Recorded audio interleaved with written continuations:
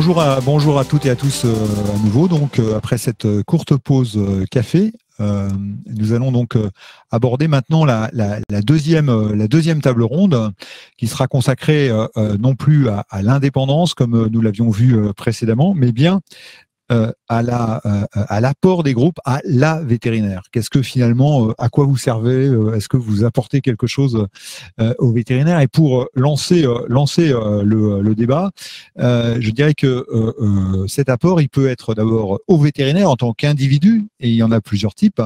Il y a ceux qui vous rejoignent, il y a ceux qui travaillent pour vous ou avec vous, il y a ceux que vous recruterez à l'avenir, que vous recruterez. Qu'est-ce que vous pouvez leur apporter de particulier? Et puis, les vétérinaires, c'est pas seulement, ou la vétérinaire, c'est pas seulement une collection de vétérinaires, c'est aussi des enjeux professionnels. Et donc, à la profession, qu'est-ce que vous pouvez apporter? Qu'est-ce que vous pensez apporter au progrès de la médecine et de la chirurgie? Qu'est-ce que vous pouvez apporter donc également aux différents débats des enjeux professionnels? On pense par exemple à la notion de maillage vétérinaire qui est un des grands débats, voire aux enjeux sociétaux. On a parlé du bien-être animal par exemple. Donc c'est tous ces thèmes que nous aborderons avec vous. Et donc pour ça, et contrairement aux apparences, nous avons bien 5 personnes qui vont en discuter avec nous. On a donc Eric Souêtre qui représente qui est président du groupe Covesia. Bonjour. Ensuite, on a Nicolas Girard qui représente ici Monveto, qui est directeur médical de Monveto, si je ne m'abuse. Absolument. Voilà. Bonjour. D'accord. Ensuite, on a Rodolphe Mérard qui représente le groupe Cristal, donc un groupe de production animale que Lucille a cité également dans son introduction. Et puis, nous avons Vincent Parez qui est présent ici. Donc, Vincent Parez qui représente Vet Partners, dont vous avez entendu parler pour la position internationale et une particularité, donc notamment son investissement en production animale. Et nous avons à distance, et j'espère qu'il est avec nous, Laurent Faget qui représente le groupe V+, qui a été aussi rapidement présenté dans la conférence introductive de Lucille tout à l'heure. Alors, je vais vous donner la parole au début donc pour lancer le débat sur ces deux thèmes, ce que vous apportez aux vétérinaires, ce que vous apportez à la profession. Mais comme pour la précédente table ronde, nous allons commencer donc par poser une question à l'auditoire. Et donc, même règle du jeu que précédemment, cette question sera reposée en fin de journée. Et nous verrons si vous avez fait bouger les lignes et si vous avez changé l'opinion en fait des gens qui sont avec nous aujourd'hui sur l'apport des groupes. Donc pour la table ronde numéro 2, donc nous vous demandons donc selon vous, est-ce que l'arrivée des groupes en France aura donc un impact, on va dire, sur l'évolution de la médecine vétérinaire, et vous pouvez donc le qualifier de très positif, neutre, négatif, très négatif. Vous pouvez dire aussi que vous ne savez pas et que vous attendez de voir. Donc voilà pour les questions. On va vous laisser quelques secondes pour répondre et je vous donnerai tout de suite une note d'ambiance et donc on verra par la suite si les choses évoluent après cette table ronde. Donc là, je pense qu'on est pas loin d'avoir stabilisé les réponses. Oui. OK. Donc les réponses sont les suivantes. En fait, on a 39% des répondants qui s'attendent à un impact positif ou très positif. Et on a 18% qui s'attendent à un impact négatif ou très négatif, moite-moite, 9% négatif, 9% très négatif. Et donc, on a beaucoup de gens qui s'attendent à quelque chose de neutre. Finalement, ça va pas changer grand-chose. L'arrivée du groupe pour les vétérinaires et pour la profession. Alors, à vous de nous convaincre du contraire ou pas. Ça nous le verrons. Encore une fois, nous assumons la diversité et nous savons bien que tous les groupes représentés ici ne sont pas identiques, et c'était même un des principes de la constitution de cette table ronde. Donc, je vous donne tout de suite la parole. Si vous deviez qualifier les uns et les autres l'apport des groupes, et plus exactement, j'imagine, l'apport de votre groupe à la profession, que ce soit d'abord aux vétérinaires et puis ensuite à l'ensemble des vétérinaires. Comment résumeriez-vous ça en 2 minutes, en 2 minutes chacun? Qui veut commencer? Que je vais bien me lancer. Non, c'est Eric. Donc Eric Souêtre pour Covessia. Donc Covessia, rentré sur le marché français en 2020. Et donc voilà, quel apport finalement, à quoi ça sert Covessia? Voilà, alors c'est un peu paradoxal parce que nous on est un nouveau venu sur le marché français. On est arrivé au mois d'avril et on grossit très vite. On est juste nouveau sur le marché. Et puis deuxième particularité, c'est que contrairement à beaucoup d'entre vous, moi je ne suis pas vétérinaire, je ne suis que médecin. Personne n'est parfait. Mais en revanche, j'ai derrière moi beaucoup d'expérience dans le domaine des regroupements de professions libérales. Et effectivement, la médecine vétérinaire, c'est une profession libérale.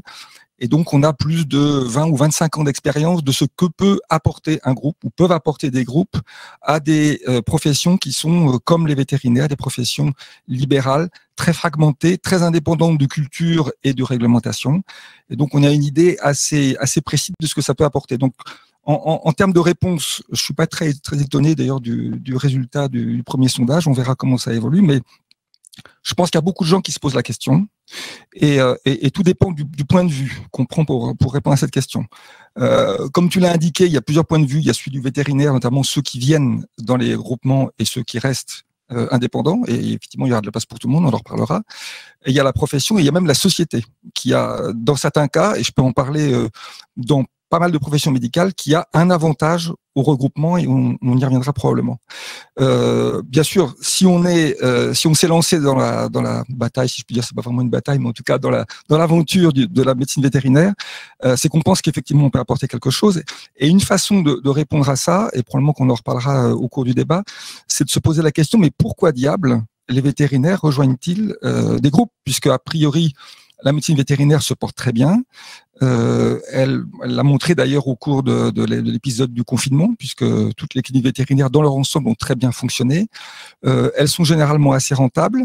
Les vétérinaires exercent leur profession en relative ou même complète liberté. Donc, on peut se demander pourquoi ils viennent. Et juste pour je ne vais pas monopoliser la parole, mais pour répondre brièvement à cette question, de notre point de vue de Covessien, si je puis dire, il y a 3 critères, 3 paramètres qui guident en général les vétérinaires qui nous rejoignent, parce qu'aujourd'hui on a pratiquement une 50aine, donc on a quand même une bonne idée.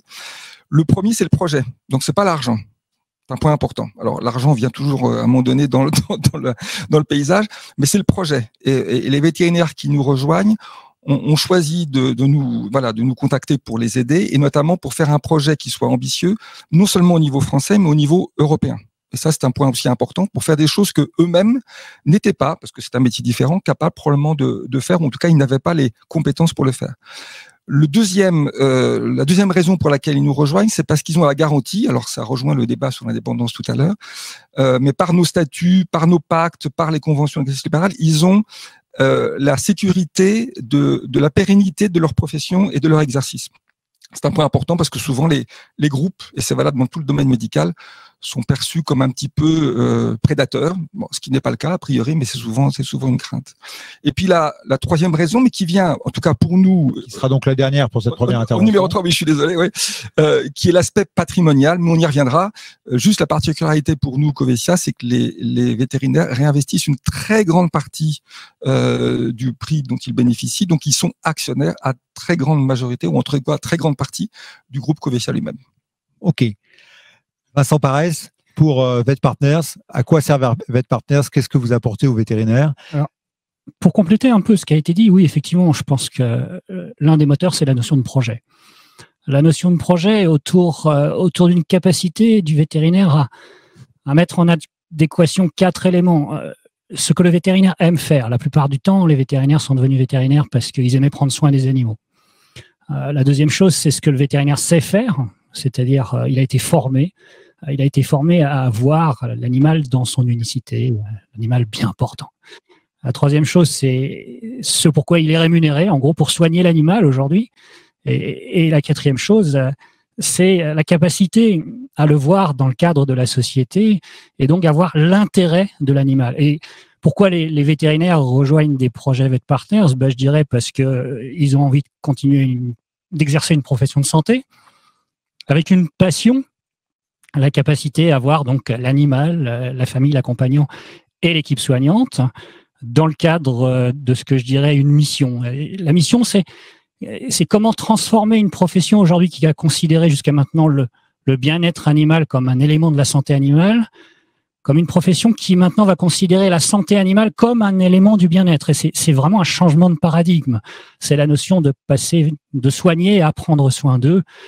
Et je dirais l'aspiration de la société, c'est de voir, à mon avis, le vétérinaire prendre sa place, être acteur incontournable de la défense de l'animal, de la défense de l'intégrité de l'animal. D'accord. Je vais demander à Laurent Faget, si Oui. tu nous entends, de monter sur scène et de t'exprimer à ton tour sur ce que le fait de rejoindre V+, apporte aux vétérinaires et encore une fois, en essayant de couvrir aussi vos collaborateurs, les gens que vous allez recruter. Je sais que vous êtes assez impliqué au moins à l'école vétérinaire de Toulouse, si j'ai bien compris. Donc, quel message vous avez, par exemple, pour les jeunes vétérinaires qui vont vous rejoindre, Laurent ? Alors, je m'excuse, je vais pas mettre ma caméra pour essayer de garder un peu de bande passante. La tempête a fait quelques dégâts. Moi, je pense que c'est surtout fonction du projet que l'on porte. L'essence même de notre activité, elle est libérale et pour moi, c'est considérer l'essence même du métier de veto, être libéral. Et ça s'appuie pour moi sur trois principes. Il y a un principe d'initiative, qui est ce dont vous avez parlé dans la première table ronde, le fait d'exercer notre profession de manière indépendante, mais aussi de faire le choix des modalités d'exercice. Il y a un principe de responsabilité, et ça c'est important de le dire, parce que quoi qu'il advienne dans les différents montages qui sont proposés, les vétérinaires qui exercent dans les groupes restent responsables, ils portent la responsabilité civile, contractuelle, ordinale, pénale même, et ensuite ils portent la responsabilité de leur entreprise, économique, fiscale, sociale.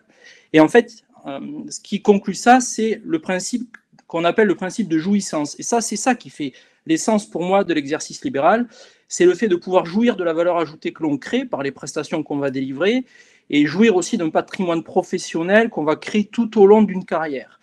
Et ces trois principes, pour nous, dans V+, sont cumulatifs et pas alternatifs. C'est comme un peu en droit, quand on dit qu'on a des droits, forcément, on a des devoirs qui s'adjoignent. Et l'aboutissement, donc, est cette jouissance, elle n'est pas forcément possible quand on utilise certains montages.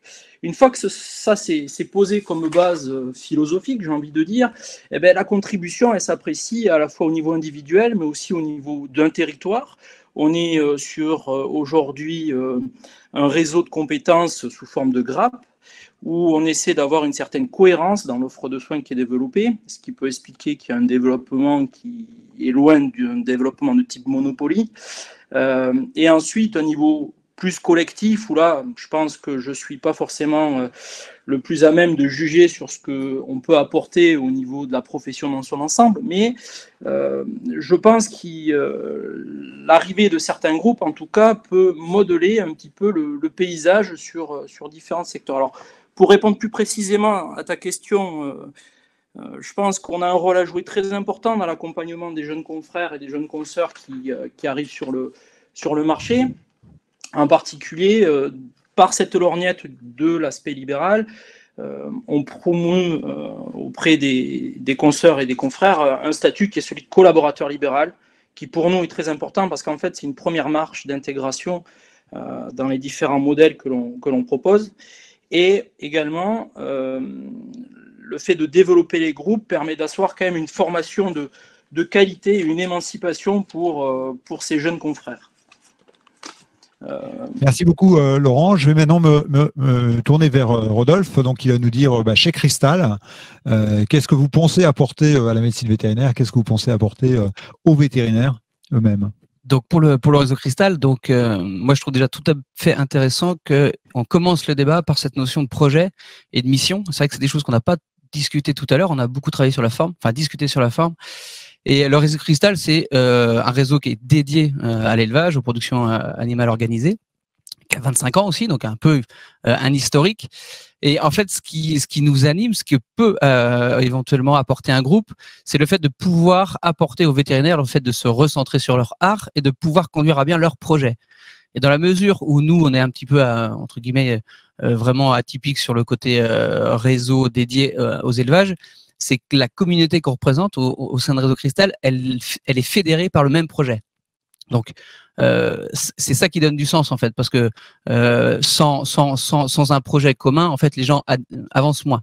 Donc, le fait de pouvoir se mettre au service de ce projet commun, de pouvoir apporter l'ensemble des éléments qui ont aidé les vétérinaires qui ont ces idées, qui ont ces projets, qui savent qu'est-ce qu'ils doivent faire pour développer leur activité, ben nous on permet, ou les groupes permettent de les faire se mener au mieux ces projets-là. C'est un peu comme si on pensait c'est au service du développement des structures qui sont avec nous et avec le côté indépendance, parce qu'il n'y a pas de relation capitalistique, mais pour que le vétérinaire en tire 100% des profits. En fait, c'est un peu la façon de faire.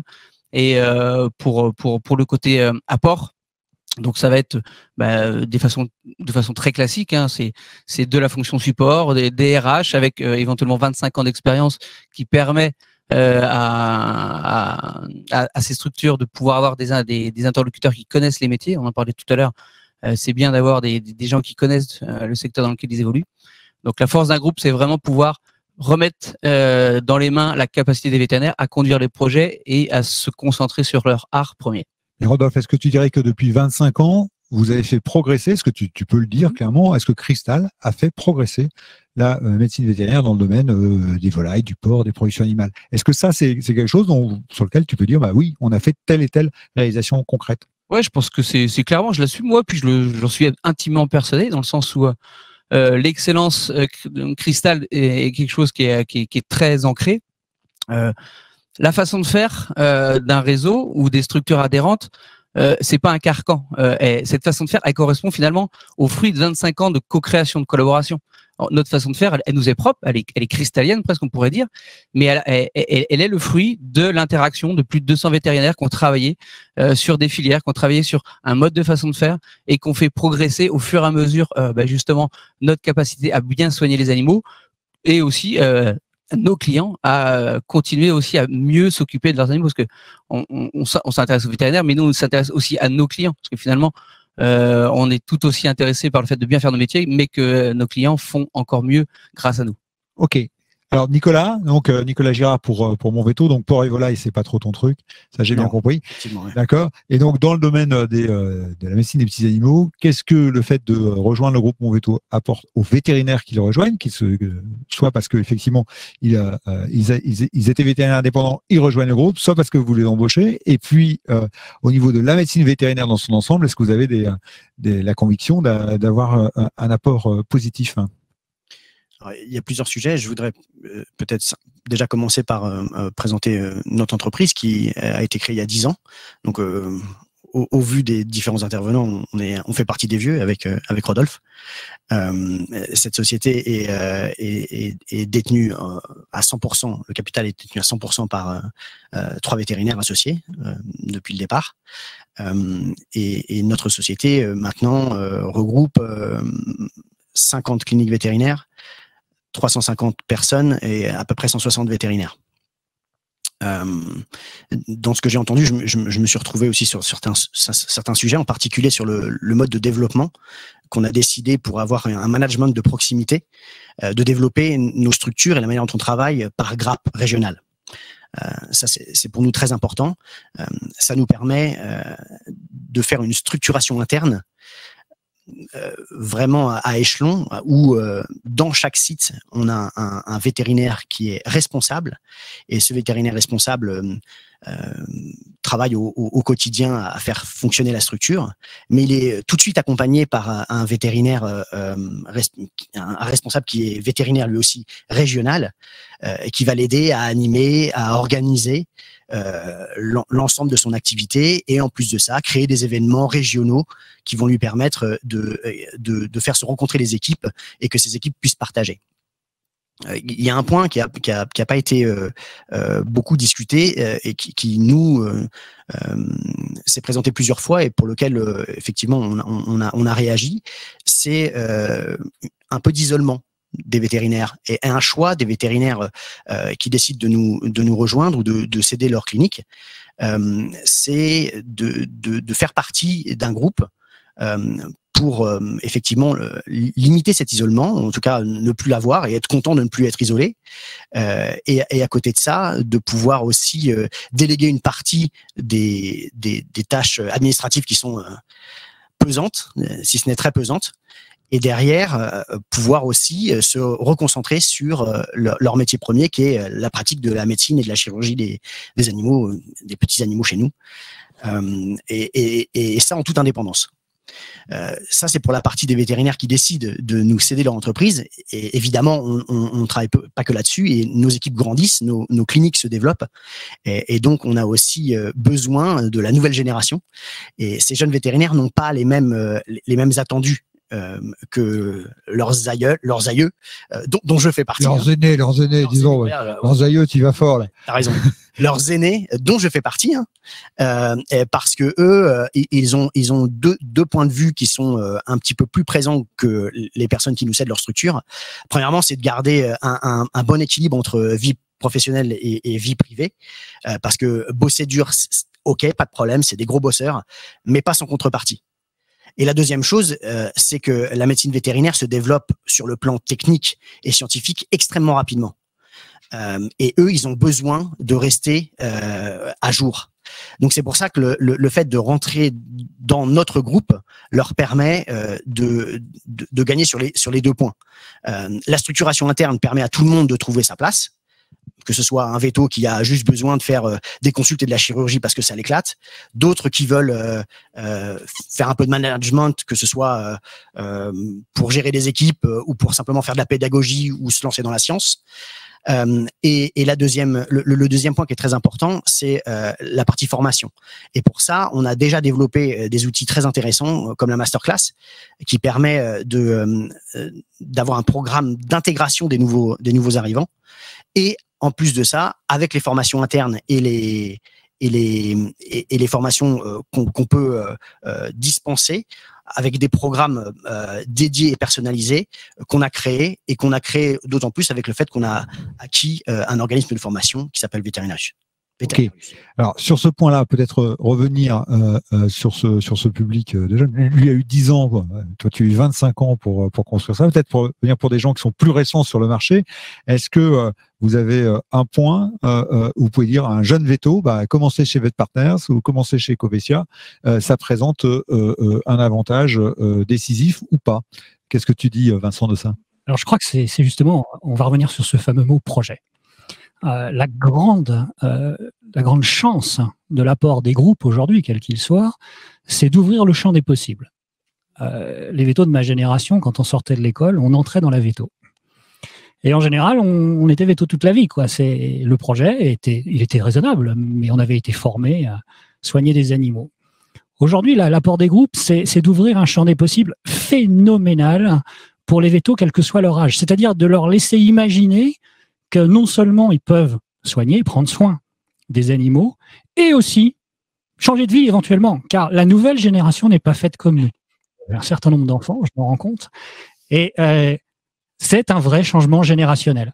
Ils ne veulent pas obligatoirement avoir une vie toute tracée. Et je pense que c'est un apport phénoménal des groupes de laisser imaginer aux vétos, mais pas qu'aux vétos, aux ASV, aux équipes dans les cliniques, que la vie dans un groupe n'est pas uniquement la vie qui a été déterminée à 25, 27, 29 ans. On peut imaginer plein de vies alternatives au milieu d'un groupe, non seulement en termes de métier, mais aussi en termes de géographie. Eric, sur ce point, pour un jeune véto, est-ce que Covessia a quelque chose de spécifique à proposer? Alors probablement, d'abord, je donnerai juste un chiffre. On a une moyenne d'âge de nos vétérinaires associés d'une part et salariés, puisqu'on a bien sûr les deux, comme dans n'importe quel groupe de clinique, qui est, si ma mémoire est bonne, probablement inférieur à 40 ans. Donc on attire dans le groupe apparemment des gens plutôt plus jeunes et plutôt entrepreneurs. Ça aussi, c'est un point important. Ça ne veut pas dire que tous les jeunes aujourd'hui vétérinaires sont tous entrepreneurs. D'ailleurs, beaucoup ne souhaitent pas créer des cliniques vétérinaires ou reprendre des cliniques vétérinaires. D'ailleurs, ce qui pose d'ailleurs un problème pour l'ancienne génération qui veut éventuellement se séparer de leurs activités. Mais en tout cas, c'est pas le cas dans Covessia. On a plutôt des jeunes. Alors, bien sûr, on s'est posé la question pourquoi, parce qu'on l'a pas fait strictement exprès, mais il se trouve que c'est un fait. Et je ferai référence plutôt à mon expérience antérieure, si tu me permets, à savoir dans le domaine de la biologie médicale. Alors, c'est très différent pour plein de raisons du domaine vétérinaire, mais il y a quand même beaucoup de comparaisons, notamment dans la pratique libérale, notamment dans ce qu'apportent des groupes, puisque c'est le sujet du débat. Et on s'est rendu compte que le principe du groupe était attirant pour les jeunes pour des raisons. Premièrement, de relative sécurité et d'avoir un plan de carrière, d'avoir une vision qui va au-delà simplement de je m'endette, je crée une clinique, j'attends que les clients arrivent et puis voilà, et je serai isolé, ce qui effectivement est un cas très important, un problème très important. Donc effectivement, les jeunes vétérinaires qui nous rejoignent, en tout cas, et les jeunes biologistes à l'époque qui nous rejoignaient, étaient des praticiens qui souhaitaient avoir une sécurité et une visibilité. L'autre élément de la visibilité et l'effet, si je puis dire, aspirationnel de rentrer dans un groupe, c'est qu'il y a des perspectives d'évolution de la carrière. D'abord au niveau régional, puisque nous aussi on fonctionne par groupements régionaux, au niveau national, voire au niveau européen.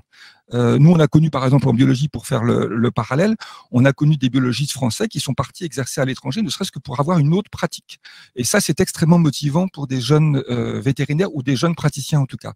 Et puis, il y a le troisième élément qui est le choix de sa pratique. Il y en a qui souhaitent, et dans les jeunes, c'est souvent le cas, rester plutôt salariés, de manière à avoir une qualité de vie importante et non pas s'embêter à faire des gardes tous les jours. Mais il y en a aussi qui souhaitent être entrepreneurs et même apprendre un autre métier. On a eu le cas, alors je rejoins la biologie encore une fois, mais on a le cas maintenant dans le domaine vétérinaire, de jeunes vétérinaires maintenant qui souhaitent avoir des fonctions de gestion au sein du groupe, qui veulent apprendre. Par exemple, Je disais Vincent également tout à l'heure, d'ouvrir le champ de responsabilité possible. Je donne l'exemple, et ça fera référence à quelque chose que tu connais, Philippe, du groupement que j'ai eu la chance de créer et de développer dans le domaine de la biologie, de biologistes qui s'étaient formés à l'ESSEC, à HEC, dans des écoles de commerce, de manière à pouvoir exercer des fonctions doubles dans le groupe. Et ça, c'est extrêmement motivant pour des jeunes vétérinaires, en l'occurrence praticiens. Rodolphe, est-ce que chez Cristal, vous avez une démarche particulière, un message particulier pour les jeunes vétérinaires? Donc le message qu'on pourrait délivrer, c'est que s'il y avait, on va dire, une mission qu'on se fixait au sein du réseau Cristal, c'était vraiment de faire que nos entreprises dans 15 ans elles continuent à accueillir une jeunesse qui a des projets, leurs projets, et qui permettent de les développer. L'idée, c'est vraiment ça. Moi, je suis intimement persuadé que la jeunesse, elle est entreprenante. Elle veut être maître de sa vie. Je pense qu'on veut tous être maître de sa vie. Elle veut l'être à sa façon. Et sa façon, elle correspond pas tout à fait, peut-être au code que nous, on s'imagine de ce qu'est l'entreprise, de ce qu'est entreprendre. C'est, voilà, t'achètes, tu t'endettes, etc. Non. L'idée, c'est de pouvoir laisser le champ libre et comment laisser le champ libre, c'est en les formant, en leur donnant les clés.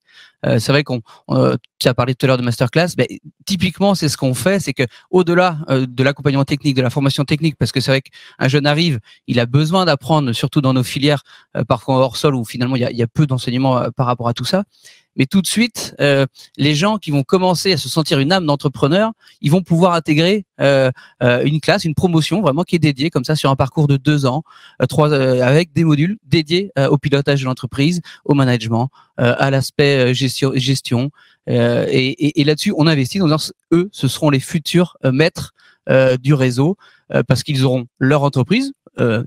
Peu importe la forme qu'elle est et combien de temps elle dure, parce que il y a la notion d'entreprise. La seule chose qui va changer, c'est la durée. Même s'ils investissent, si 5 ans après ils estiment qu'ils ont fait le tour, ils partiront. Donc on est sur l'entrepreneuriat, sur l'intrapreneuriat maintenant, on aussi entreprendre à l'intérieur d'une entreprise qui leur donne du sens. Et là-dessus, je suis assez rassuré sur notre capacité à créer ce vivier et puis à pouvoir provoquer le fait que le réseau perdure d'une autre manière qui sera la leur, mais ça sera leur choix et c'est là où j'estime que l'indépendance elle prend tout son sens et on leur met la possibilité dans les mains de faire ce qu'ils ont envie et puis après charge à eux de faire. Je suis un peu entre guillemets le représentant de ça entre 30, 40 ans en termes de génération. Au sein du bureau du réseau Cristal, on est tous dans ces âges-là, donc on va dire qu'on est plutôt le volet 2 de l'après 25 ans. Donc là, l'idée, c'est de pouvoir maintenant enclencher l'étage 2 de la fusée pour pouvoir faire le réseau de demain, quoi. Ok. Je vous propose de prendre une première question qui vient de l'auditoire, et donc et tout à l'heure nous demanderons à Pierre Buisson de nous rejoindre et de vous challenger sur l'apport que vous pouvez effectivement avoir. Et donc la question qui nous est posée, c'est visiblement il y a de gros avantages à être dans un grand groupe. Y aurait-il des inconvénients? Alors comme je suis un peu taquin, je vais demander d'une part à Laurent de répondre, lui qui représente plutôt le petit groupe, et voir si il va, enfin le petit groupe qui va devenir grand bien sûr, mais il va nous dire s'il y a un intérêt plus particulier dans une organisation peut-être plus restreinte. Et puis après, je te demanderai à toi, Vincent, parce que tu représentes ici le groupe qui, pas en France, mais qui au plan global est le plus grand et d'assez loin des groupes représentés. C'est un groupe européen, 3 pays. On a vu 1500 vétos, hein, je dis de mémoire. Donc, on va demander aux deux extrêmes finalement de s'exprimer sur cette question. Laurent, est-ce que tu peux donner donc toi de ton point de vue les avantages d'être dans un groupe à taille humaine ou à l'échelle de V+, en tout cas? Comme je le disais tout à l'heure, ce qui fait notre spécificité, c'est d'avoir un ancrage territorial, donc un fonctionnement sous forme de grappe, ce qui permet de réunir en fait, d'avoir une unicité de lieu où on propose tout un panel de services. Et ce que viennent chercher chez nous les jeunes consoeurs ou les jeunes confrères qui viennent travailler, c'est finalement cette pluridisciplinarité. Mais au-delà de l'aspect technique, je pense que ce qu'ils viennent chercher chez nous aussi, c'est l'acquisition d'un savoir non académique. Parce que c'est ça aujourd'hui qui peut être difficile pour certains quand on commence la clientèle, c'est cette confrontation un peu rude, râpeuse qu'il peut y avoir, soit liée à la confrontation avec le client, soit aussi liée à la gestion éventuellement de l'entreprise, puisque chez nous, ils ont un statut de collaborateur libéral. Et du fait de cette taille humaine, ça permet une proximité, à mon sens, qui facilite grandement les choses dans la communication. Voilà. Le management est un management beaucoup plus facile. Donc tu nous réponds proximité, ancrage territorial et valeurs humaines. Et valeurs humaines, ok. Vet Partners, donc un grand groupe international. Est-ce que tu peux apporter la même chose? Est-ce que tu peux apporter des choses différentes? Alors oui, on apporte ces choses-là, en particulier les valeurs humaines, puisque l'ADN du groupe est fondé sur des valeurs humaines. Je crois qu'il y a 2 types de recherches quand les vétérinaires rejoignent Vet Partners. La première, c'est vraiment la capacité à travailler ensemble. Le principe est de fonctionner, mais je pense comme la majorité d'entre nous, sur des réseaux locaux, sur la capacité à échanger, à ne pas être seul, tu l'as évoqué tout à l'heure. Et ça, c'est un vrai besoin. La deuxième, donc ça, c'est le besoin de partager, de travailler ensemble, travailler en réseau et d'accéder à tout, en fait. À tout. La limite n'existe pas à partir du moment où on rentre dans un grand groupe. Et la deuxième chose, et en particulier chez les jeunes vétérinaires qui arrivent et qui nous rejoignent, et c'est un peu provocateur par rapport au premier débat qu'il y a eu tout à l'heure, c'est une notion de liberté. C'est-à-dire qu'en fait, les jeunes vétérinaires... Confirme, c'est provocateur. Et oui, c'est provocateur parce qu'en fait, les vétérinaires, je dis pas qu'ils trouveront tous ce qu'ils recherchent, mais un des grands débats qu'il y a avec les gens que je rencontre, c'est qu'ils ne se sentent pas libres lorsqu'ils investissent des milliers d'euros, des centaines de milliers d'euros dans une clinique.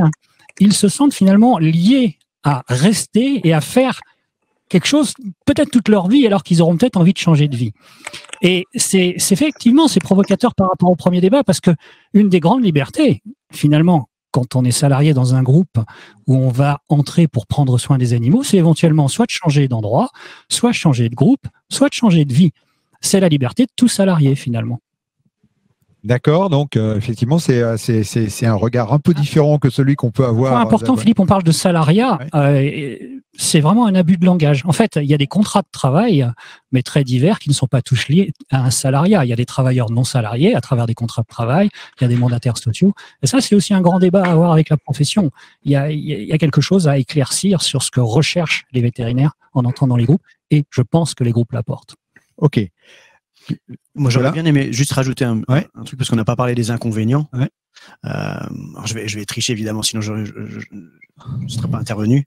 Je pense qu'un des inconvénients à rejoindre, je vais parler de mon groupe, parce que c'est ce que je connais le mieux, puisque moi je viens du référé. Dis-nous pourquoi c'est l'enfer alors d'aller chez Voilà, je dirais c'est d'apprécier d'être challengé médicalement, parce que comme on est plein, c'est toujours intéressant d'avoir l'idée de l'un, l'idée de l'autre, et d'en créer un consensus et d'arriver à aller pousser plus loin la médecine et d'essayer toujours d'être au point ou de continuer à trouver quelqu'un qui a peut-être une idée, un article qui sort, mais pourquoi pas continuer ce challenge et je dirais pour le vivre tous les jours, là, pour ça il n'y a pas d'âge. C'est-à-dire qu'un jeune vétérinaire comme un véto qui est dans la profession depuis 30 ans, je pense qu'il y a toujours cette fibre-là. Et on est tous des scientifiques et je pense que c'est ce challenge-là, le fait d'être en groupe et d'être relié, et particulièrement parce que moi je suis très taquin à ce niveau-là aussi, et on en parle souvent, ensemble en tout cas, ça permet de rajouter du piquant et d'avoir envie de continuer à évoluer et de s'améliorer. Eric, tu veux dire un mot ? Oui, si je peux me permettre pour être aussi provocateur, on parle de la notion de groupe. Alors j'ai entendu le mot grand groupe, mais les vétérinaires n'ont pas attendu l'arrivée des grands groupes pour se regrouper. Enfin, par définition, d'ailleurs tu dois mieux connaître les statistiques que moi, mais il y a un grand nombre de cliniques où il y a beaucoup d'associés. Donc il y a déjà un notion de groupe. Dès qu'on est deux, mathématiquement, il y a déjà un groupe. D'accord, mais enfin 1500 c'est rare. Non, effectivement. Mais néanmoins, mais c'est important effectivement d'insister sur les inconvénients, dont un d'ailleurs, et ça a été évoqué dans le débat précédent, c'est le risque de perdre l'indépendance, donc je reviendrai pas là-dessus. En revanche, il y en a un qui est lié quelque part à celui-ci, qui est la difficulté de prendre des décisions en commun. Dans tous les groupes, j'imagine que c'est le cas, en tout cas c'est le cas chez nous, il y a effectivement une grande culture de consensus. Mais comme on le sait, le consensus, ça prend du temps, c'est quelquefois compliqué et ça entraîne quelquefois des frustrations. Donc ça, c'est une complexité. Deuxième inconvénient que je vois, auquel on peut remédier, c'est la perte d'identité. Quand on rentre dans un groupe, beaucoup ont l'impression, et j'ai connu le cas bien sûr dans le cas de la biologie médicale, ont l'impression de perdre leur identité. Une des solutions, mais il y en a plusieurs, et c'est ce qu'on adopte, et je crois que d'autres groupes aussi adoptent cette structure-là, c'est de conserver la structure locale. C'est-à-dire qu'on garde le nom local. La marque, pour nous, vient vraiment en second plan, voire pas du tout. Totalement d'accord. Nous, on si elle apporte quelque chose. Donc, il faut absolument garder l'identité de la clinique, du groupe local constitué et des vétérinaires. Ok. Alors, il y a deux questions là, et après on va demander donc à Pierre Buisson de nous rejoindre. Première question ce sera la dernière sur la formation. La formation technique doit être faite par des gens indépendants et qualifiés, des enseignants et des spécialistes. Donc, vous avez beaucoup parlé de formation interne. Et donc, la question, c'est à quand la formation initiale des vétos et ASV par certains groupes ? Les vétos ne sont pas des techniciens. Donc, il y a deux questions là. Premièrement, dans vos formations internes, est-ce que vous faites intervenir des sommités académiques? Est-ce que vous puisez à la source du savoir? Et la deuxième question, c'est, je sais pas, est-ce que vous pensez à acheter une école vétérinaire un de ces jours, puisque c'est visiblement ce que pouvait suggérer la question. Alors sur la première déjà, est-ce que c'est des formations internes, c'est-à-dire qu'en gros c'est mon veto qui est au Covétien qui dit au Covétien ou mon vétien, je sais pas trop, comment faire, ou est-ce que vous faites aussi intervenir, je sais pas, des spécialistes, des universitaires par rapport à ça? Alors, ouais, on va juste pour. Vas-y. Ouais. Ok. Puisqu'on parle de mon veto, je vais dire ce qu'on fait chez nous. En fait, il y a les deux. Ouais. Il y a une partie qui est la masterclass et a été créée en retour, en feedback de ce qu'on a reçu des gens qu'on a intégrés précédemment, qui nous ont posé un certain nombre de questions. On commence à avoir une certaine expérience maintenant et on a compilé ça pour en créer une espèce de roadshow où ils vont passer par différentes présentations et différentes choses qui sont faites par les responsables régionaux qui se regroupent et qui, suite à des discussions, on a créé cette formation de toutes pièces. Donc ça, c'est une partie, je dirais, vraiment interne. Mais à côté de ça, effectivement, on fait aussi des formations en interne. Enfin, quand je dis en interne, c'est que seuls les salariés du groupe Monveto sont à cette formation. Alors, ça peut regrouper beaucoup de monde, hein. On arrive à monter jusqu'à 30, 50, 70 personnes. Et dans ces cas-là, selon le thème abordé et selon le thème plébiscité par nos salariés, on fera intervenir ce qui nous semble être la meilleure personne pour en discuter. D'accord. Si elle fait pas partie de l'effectif du groupe, eh bien, on fera intervenir des partenaires ou des. C'est fréquent. Ouais, pas une fois de temps en temps. Non, c'est on va dire trimestriellement, on a des formateurs qui viennent de l'extérieur pour former nos salariés. Chez Cristal, par exemple, est-ce que aussi vous avez des relations avec le monde universitaire? Vous faites venir des gens pour des formations internes ou Oui, bien sûr, évidemment, parce que on a tous ces volets de formation interne, l'échange entre pairs, le fait de faire monter en compétence l'ensemble de la communauté des vétérinaires Cristal. Après, en fonction des espèces, qu'on est très organisé, groupe espèces, on a à peu près l'ensemble des espèces élevées en France. Et du coup, on fait aussi intervenir ces experts européens, universitaires, avec des relations étroites qu'on tisse aussi avec les différentes écoles vétérinaires de France. On essaie d'établir des ponts, même maintenant, avec des universités plutôt dédiées au sens dur, type mathématiques, pour travailler sur les datas. On sent vraiment qu'on a aussi ces besoins-là dans l'entreprise pour demain. Donc, il y a ce côté ouverture, parce que surtout, il ne s'agit pas d'évoluer en vase clos. Et on fait aussi sortir nos compétences, nos cerveaux vers l'extérieur pour pouvoir aussi former au-delà de la communauté, parce que on va dire qu'à un moment, l'expertise, l'excellence, le savoir-faire, on est censé aussi le distribuer. L'avantage de la connaissance, c'est que le jour où tu l'as donnée, tu la détiens encore. En fait, c'est l'économie de la connaissance, elle fonctionne comme ça, c'est du partage.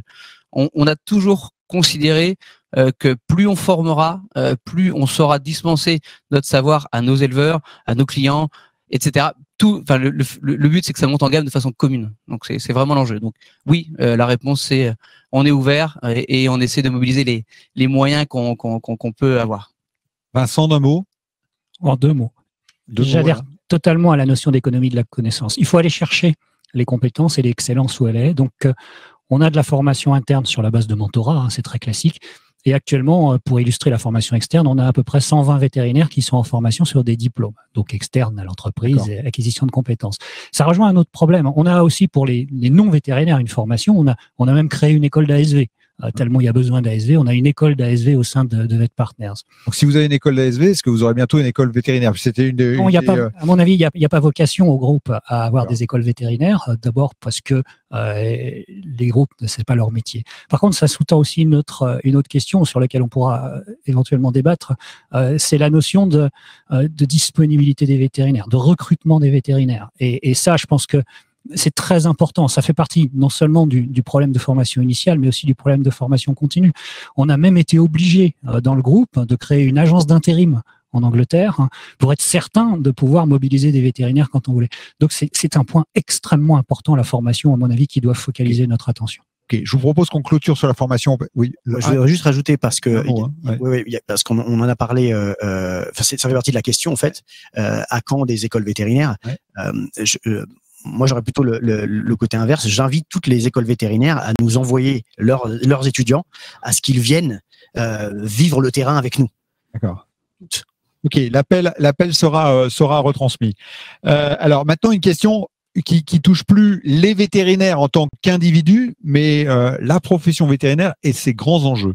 Il y a un enjeu qui est important, qui occupe beaucoup de place dans les débats professionnels, dans les différents articles que vous avez pu lire, c'est la question du maillage territorial. Et on sait que, notamment en pratique mixte, donc ça concerne aussi bien les animaux de compagnie, mais aussi notamment les ruminants, on a des zones entières, on parle de 40 départements, dans lesquels ça devient compliqué pour les éleveurs d'accéder à un service de qualité.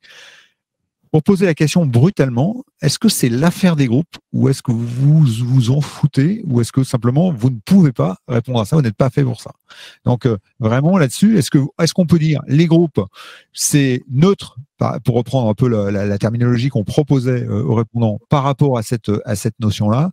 Est-ce que c'est quelque chose qui peut être positif et améliorer le maillage, ou au contraire, est-ce que vous risquez pas, et c'est le sens aussi de la question, d'assécher ces gens qui ont déjà du mal à être attractifs pour les jeunes, parce que vous allez leur piquer les jeunes vétos qui auraient pu les rejoindre. Donc je le fais volontairement un peu provocateur, mais c'est une vraie question que se posent les vétérinaires. Et je voudrais que Laurent peut-être commence. Je sais que il y a des mixtes, si je ne m'abuse, chez V+, tu me dis si je me trompe, et qu'en plus les mixtes sont dans une région où c'est compliqué, il n'y a pas énormément d'élevage, mais il y en a quand même un peu. Est-ce que vous avez le sentiment de contribuer activement à maintenir le maillage ? Oui, alors je pense que ce qui fait aujourd'hui un petit peu la spécificité de notre groupe, c'est que les jeunes qui viennent chez nous conservent cet aspect libéral et on les forme, on les formate entre guillemets à garder cet aspect libéral. Ce qui nous permet après, au bout d'un certain temps, de les positionner mixtes au sein du groupe. Et on t'a un peu perdu, vous Laurent. M'entendez ? Ouais, on t'a un peu perdu. Est-ce que tu peux reprendre juste ta dernière phrase ? Oui, je disais donc ce qui nous permet, une fois que la première phase en fait d'apprentissage et de compagnonnage a été faite, de les positionner sur des structures mixtes au sein du réseau, et ils participent en fait à la création d'une dynamique sur un territoire. J'en veux pour preuve là une des dernières clientèles qui avait été reprise à des confrères qui partaient à la retraite sans repreneur, au sein duquel on a positionné deux consoeurs qui nous avaient accompagnés pendant plusieurs années et qui ont relevé le challenge de développer la clientèle. Et aujourd'hui, naturellement, cette clientèle est rendue attractive. On a des étudiants qui viennent faire des stages en mixte et qui même reviennent après leur sortie de l'école pour travailler au sein de l'équipe. Donc, selon la... C'était pas juste un bizutage pour les deux filles, là. C'était vraiment un projet de développement du territoire. Tout à fait. Il y a une forme de cooptation qui s'opère au sein du réseau et qui permet, comme il y a toujours... Ce qui fait la force aujourd'hui de ce système, c'est que, contrairement à certains coins où on peut se sentir complètement esselé, là, on fonctionne avec un ancrage territorial très fort. Donc, on voit du monde, on réfère en interne. Voilà, on n'est pas seul à travailler dans notre coin. Et ça, je pense que c'est vraiment un levier puissant pour faire venir des jeunes dans ces structures-là. Chez Covetia, par exemple, est-ce que vous vous sentez concerné par la question du maillage vétérinaire et notamment en mixte ? Oui, alors je suis pas sûr qu'on ait vocation, parce que c'est plutôt une vocation, on peut dire, nationale ou publique, c'est de couvrir un maillage. Mais par nature, nous on adore la province d'abord, premièrement, donc on n'est pas forcément dans les grandes villes, on est plutôt en province. Et par nature, étant donné que notre réseau est un réseau effectivement par, je vais utiliser un mot qui est hélas à la mode, par cluster, donc en tout cas par regroupement. Une fois qu'on est établi dans une région, on cherche au contraire à avoir plusieurs, voire beaucoup de petites structures autour de nous. Donc, je dis pas qu'on est là pour assurer un maillage territorial, mais il se trouve qu'on l'est. Alors, on est par exemple en Normandie, on est par exemple en Franche-Comté, on va être en Bourgogne, on va être dans le sud de la France, on va être dans l'Est, on va être dans le centre de la France. A priori, on est plutôt pour le maillage, mais il se trouve que c'est plutôt opportuniste que par dévouement pour la société. D'accord, donc en fait, c'est plutôt infectieux les clusters chez on est prudent. Covetia. Chez VetPartner, dans le projet, puisque vous arrivez sur le marché français, et peut-être, je ne sais pas si peut-être l'expérience en Angleterre, est-ce que vous avez contribué au matière du maillage ? C'est-à-dire que le maillage fait partie du plan stratégique et de l'ADN. Pour le coup, ça fait partie de notre vocation. C'est-à-dire qu'on est persuadé qu'on a un rôle à jouer. Ça ne veut pas dire il ne faudra pas le jouer avec d'autres. Là, pour le coup, je pense qu'il ne faut pas opposer les groupes libéral, salariés, TNS, peu importe. Il y a un vrai besoin de maintenir un maillage.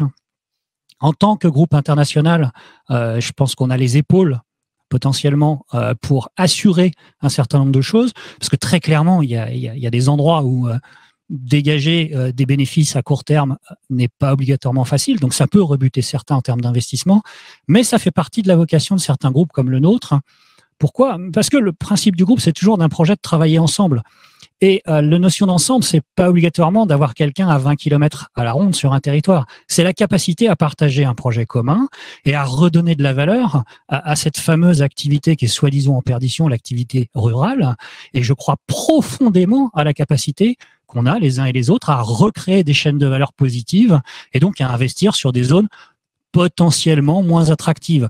Et donc oui, Oui. Concrètement, Concrètement, ça fait partie de notre vocation. Le partenaire peut être intéressé par des... C'est pas qu'on peut, on est en train d'intégrer des cliniques qui sont soi-disant isolées. Ok, très bien. Ce que je vous propose, c'est qu'on demande à Pierre Buisson de nous rejoindre. Pierre, est-ce que tu peux monter sur scène, s'il te plaît?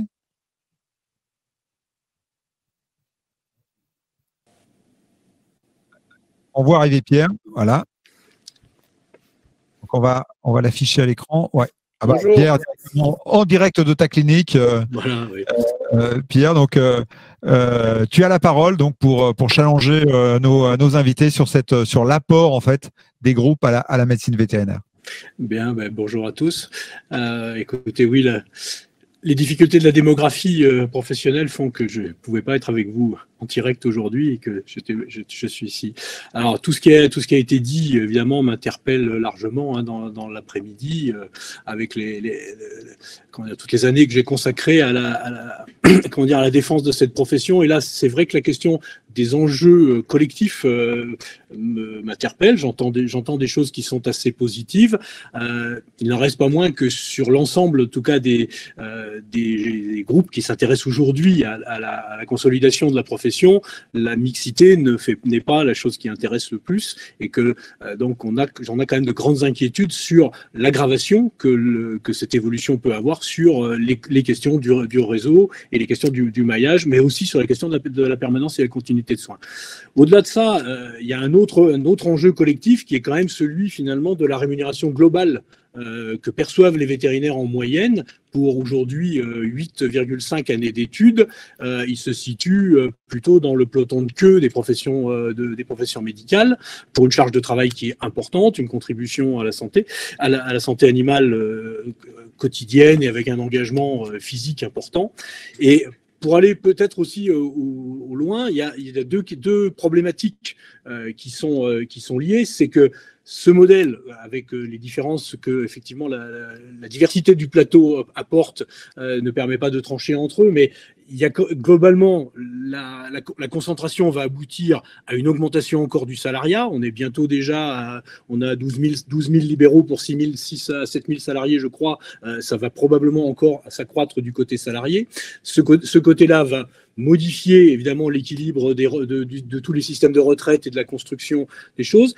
Et surtout, pose, à mon sens, pas mal de problèmes sur que deviendront ces salariés lorsqu'ils sont beaucoup plus âgés. Parce qu'aujourd'hui, un vétérinaire indépendant, il construit sa carrière, même si tout à l'heure, il a été dit que finalement, ils étaient des fois liés avec des bottes en plomb à l'endroit où ils avaient posé leur investissement.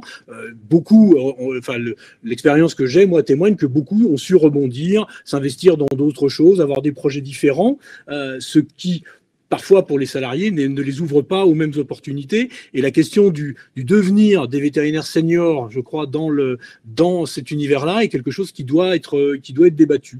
Hein, c'est une des problématiques auxquelles j'aimerais avoir quelques réponses. Et puis l'autre qui, là, en tant qu'ancien président de syndicat, m'interpelle vraiment, c'est vrai, c'est quelle est la contribution globale aussi à la défense du métier, parce que le syndicat des vétérinaires a été créé effectivement au départ pour défendre des indépendants. Il a évolué pour devenir celui des employeurs, travailler beaucoup la question du dialogue social et de la convention collective et professionnaliser la relation d'employeur. Mais tout ça, notamment par exemple en 2013, a permis de défendre une profession indépendante qui revendiquait la possibilité de prescrire et délivrer l'ensemble de la pharmacopée. Dans une évolution corporate, ça me paraît un peu plus compliqué, en tout cas assez différent, et j'aimerais avoir le point de vue d'un certain nombre d'entre vous sur la question de comment vous pourriez contribuer à la défense de la profession lorsqu'elle est menacée, ce qui est quand même le cas assez régulièrement pour une profession réglementée. Alors, on reconnaît bien le talent de Pierre qui pose 4 questions en fait. Hein. Donc, la première question, c'est est-ce que vous pensez que les groupes peuvent revaloriser la rémunération des vétérinaires parce qu'elle est globalement faible lorsqu'on les compare à des profils analogues, notamment en termes d'études. La deuxième question que j'ai repérée, c'est est-ce qu'il n'y a pas un risque de de déstabiliser les caisses de retraite avec le développement du salariat, développement qu'on note déjà, et donc est-ce que vous risquez pas d'accélérer ce point-là? Ensuite, donc il y a la question des vétos seniors. Est-ce que finalement il y a une place dans vos groupes pour des vétos on va dire dans leurs 10 dernières années de carrière, ou est-ce que vous allez avoir tendance plutôt à renouveler le stock avec des gens plus jeunes et vigoureux, même si on est toujours très vigoureux à 10 ans de s'arrêter, je peux en témoigner. Et le dernier point, qui est un point alors complètement différent mais extrêmement important, est-ce que finalement les vétérinaires n'ont pas pu emporter certains débats, certains enjeux, parce qu'ils étaient plutôt assimilés au monde de la PME ou des TPE, et que si demain ils sont à 50 ou 60% représentés par des multinationales, finalement ils auront plus de mal à emporter les arbitrages. J'espère avoir résumé ta pensée, Pierre. Tout à fait, c'est pas tout à fait ça. Effectivement, en 2013, le MEDEF dans la rue, je le sentais pas, quoi. C'est pas la même chose. Ok, très bien. Donc, première question sur la rémunération des jeunes vétos. On est mieux payé dans un groupe ou c'est pareil, ou comment vous voyez les choses? D'abord, est-ce que vous partagez le constat?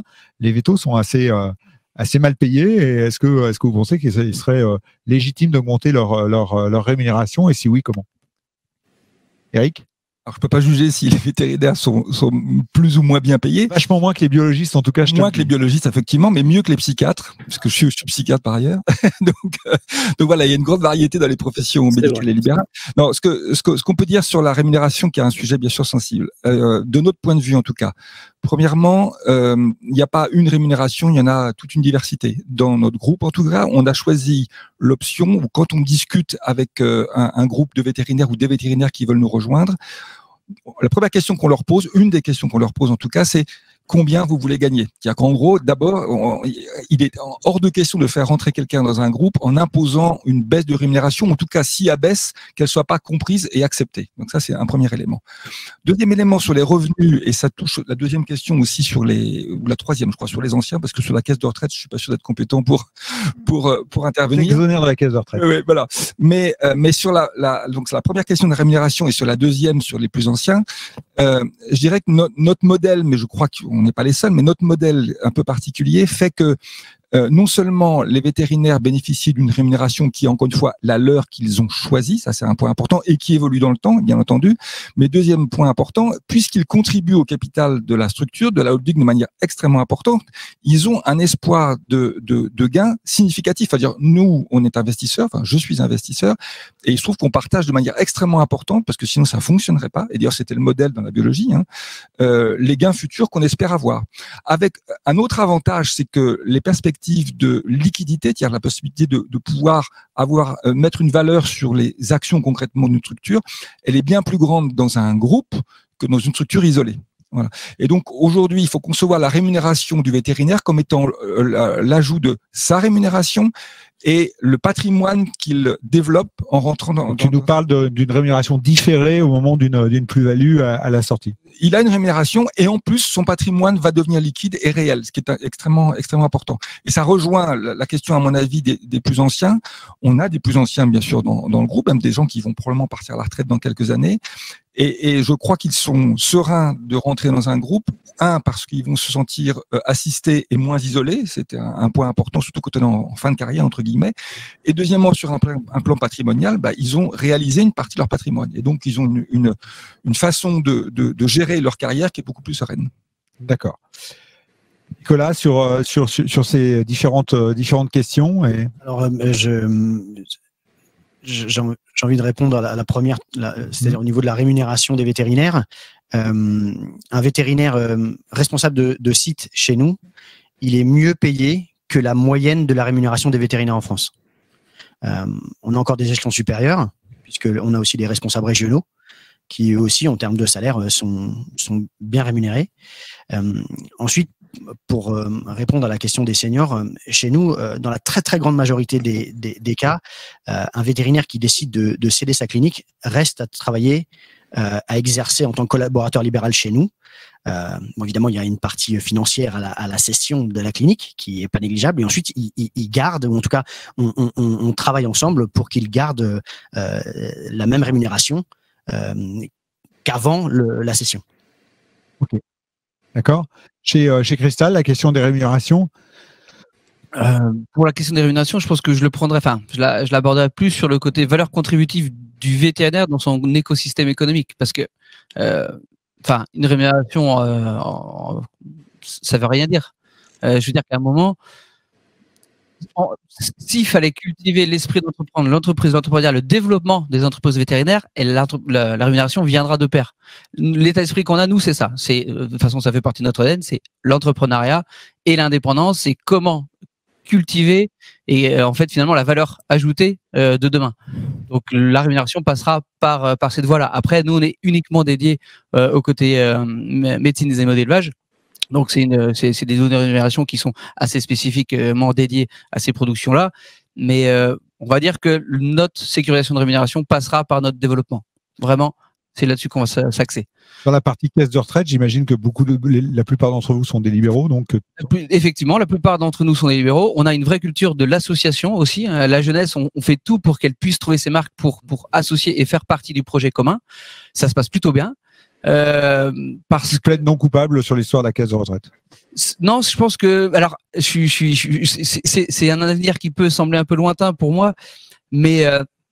L'idée, c'est. Non, mais l'idée quand même, c'est important. C'est est-ce que ça a du sens de vouloir à tout prix faire perdurer un modèle qui est un modèle du passé et de pas créer maintenant entre guillemets le terreau pour pouvoir créer le nouveau système. Il y aura l'enjeu, ça va être la transition et on ira vers autre chose. Vincent? Je suis d'accord avec le fait qu'il y a un problème qui va se poser avec la CRPV. C'est un problème auquel on s'est attaché. Donc, tous les vétérinaires pratiquement, à partir je dirais au-dessus de 45 ans, qui intègrent le groupe aujourd'hui en France, veulent rester TNS de façon à continuer à cotiser à la CRPV, et ils le font. Ça fait partie des éléments. Il va y avoir un problème de transition, comme j'ai entendu, parce que les jeunes aujourd'hui qui sont soit salariés, soit qui vont rentrer comme salariés, cotiseront pas à la CRPV très, très clairement. Donc c'est quelque chose sur lequel il faut qu'on travaille. Je suis pas persuadé que ça soit lié à l'arrivée des groupes. Hein. De toute façon, aujourd'hui, l'inversion de la pyramide des âges et la pyramide des sexes et la notion de équilibre recherché, vie professionnelle, vie familiale, fait que de toute façon, il y aura un problème avec la CRPV. Donc, je botte pas en touche. Je sais qu'il y a un problème et on essaye de le résoudre à très court terme. Pour ce qui est de ce que tu nous dis, c'est que le problème était préexistant à l'arrivée des groupes et que les groupes auront peut-être une contribution marginale. C'est ça que tu Elle est marginale. On peut la repousser un peu, c'est-à-dire assurer la pérennité, et en particulier de la génération actuelle qui partira à la retraite dans les 10 prochaines années, parce qu'on a vocation effectivement à faire une transition souple, mais il y aura un problème. Pour ce qui est des rémunérations, je voudrais quand même rajouter, je suis d'accord, les vétérinaires, ils rentrent dans les groupes, ils négocient leur rémunération et 95% d'entre eux sur des rémunérations choisies sur la base de ce qu'ils gagnaient. C'est-à-dire qu'il n'y a pas de baisse des rémunérations sur les gens qui rentrent dans les groupes. Par contre, et ça c'est quelque chose dont le vétérinaire doit être absolument conscient, c'est que la valeur patrimoniale versée par les groupes au moment du rachat est liée à la rémunération qu'ils toucheront derrière. C'est-à-dire que c'est pas un monde où rien n'est lié. Il y a un équilibre, effectivement. La valeur donc quelqu'un qui est aujourd'hui associé, qui a 35-40 ans et qui va chercher une rémunération importante, et peu importe le chiffre, aura vraisemblablement une moins grande valeur patrimoniale au moment de la vente de sa clinique. Tu nous expliques qu'il y a un vase communicant entre vous pouvez pas dépenser l'argent deux fois, et si vous pouvez payer plus cher et moins bien payé, ou payer mieux, mais dans et sincèrement, c'est une discussion de 10 minutes, hein. C'est-à-dire que très très vite, c'est pas ça qui prend du temps dans la gestion d'un projet, c'est la construction du projet d'avenir de la clinique qui prend du temps. Je crois que Pierre voulait réintervenir avant que je demande à Laurent. Bon, Laurent, de toute façon, sur la partie caisse de retraite, en tout cas, comme vous êtes vraiment des promoteurs du modèle libéral. Je pense que vous êtes moins concernés. On va donner la parole à Pierre et ensuite c'est Laurent qui répondra. Ma question oui, pour être plus précis, ma question sur les seniors et au dehors des préoccupations effectivement du maintien d'une caisse de retraite indépendante, c'était vraiment quel profil de carrière globalement ce type d'entreprise va pouvoir offrir aux seniors Parce que quand on en arrive à ma génération et à mes copains de lycée, et qu'on voit effectivement le sort qui est fait aujourd'hui aux cadres d'entreprises qui ont une soixantaine d'années, le statut d'indépendant laisse des fois quand même quelques avantages. C'est tout ce que je voulais signaler. Alors, Okay. Laurent, étant le seul veto qui est plus de 56 ans. Non, moi j'ai plus et que qui est ça. fait carrière dans les Les deux. exemples sont complètement différents. Mais ce que je veux dire, c'est que j'ai fait carrière dans les deux. Et Ouais, vas-y, dis. je veux dire, c'est pas lié au profil d'âge. C'est-à-dire que les seniors, dans 20 ans, vétérinaire, c'est juste une caractéristique technique, entre guillemets, c'est un diplôme. Ouais. C'est pas ça qui fait la carrière. Il y a des vétérinaires qui vont commencer comme soignants, prendre soin d'eux. Il y en a qui vont passer dans des groupes à d'autres métiers. Et alors, c'était pas pour ça que les groupes s'en séparent à 55 ans. Heureusement, le salariat n'est pas quelque chose qui mène au licenciement à 55 ans. Non, mais la question mérite d'être posée. Je pense que Pierre la pose, elle est légitime. Quand on regarde effectivement ce qui se passe dans d'autres types de sociétés, y compris l'industrie pharmaceutique, Vincent, on a quand même malgré tout une tendance à voir partir des gens, des seniors. Donc la question, je pense, est légitime. Laurent, est-ce que tu veux répondre à la fois sur les seniors? Bon, encore une fois, je pense que sur le côté libéral, tu as clairement déjà répondu, et sur la rémunération des vétos.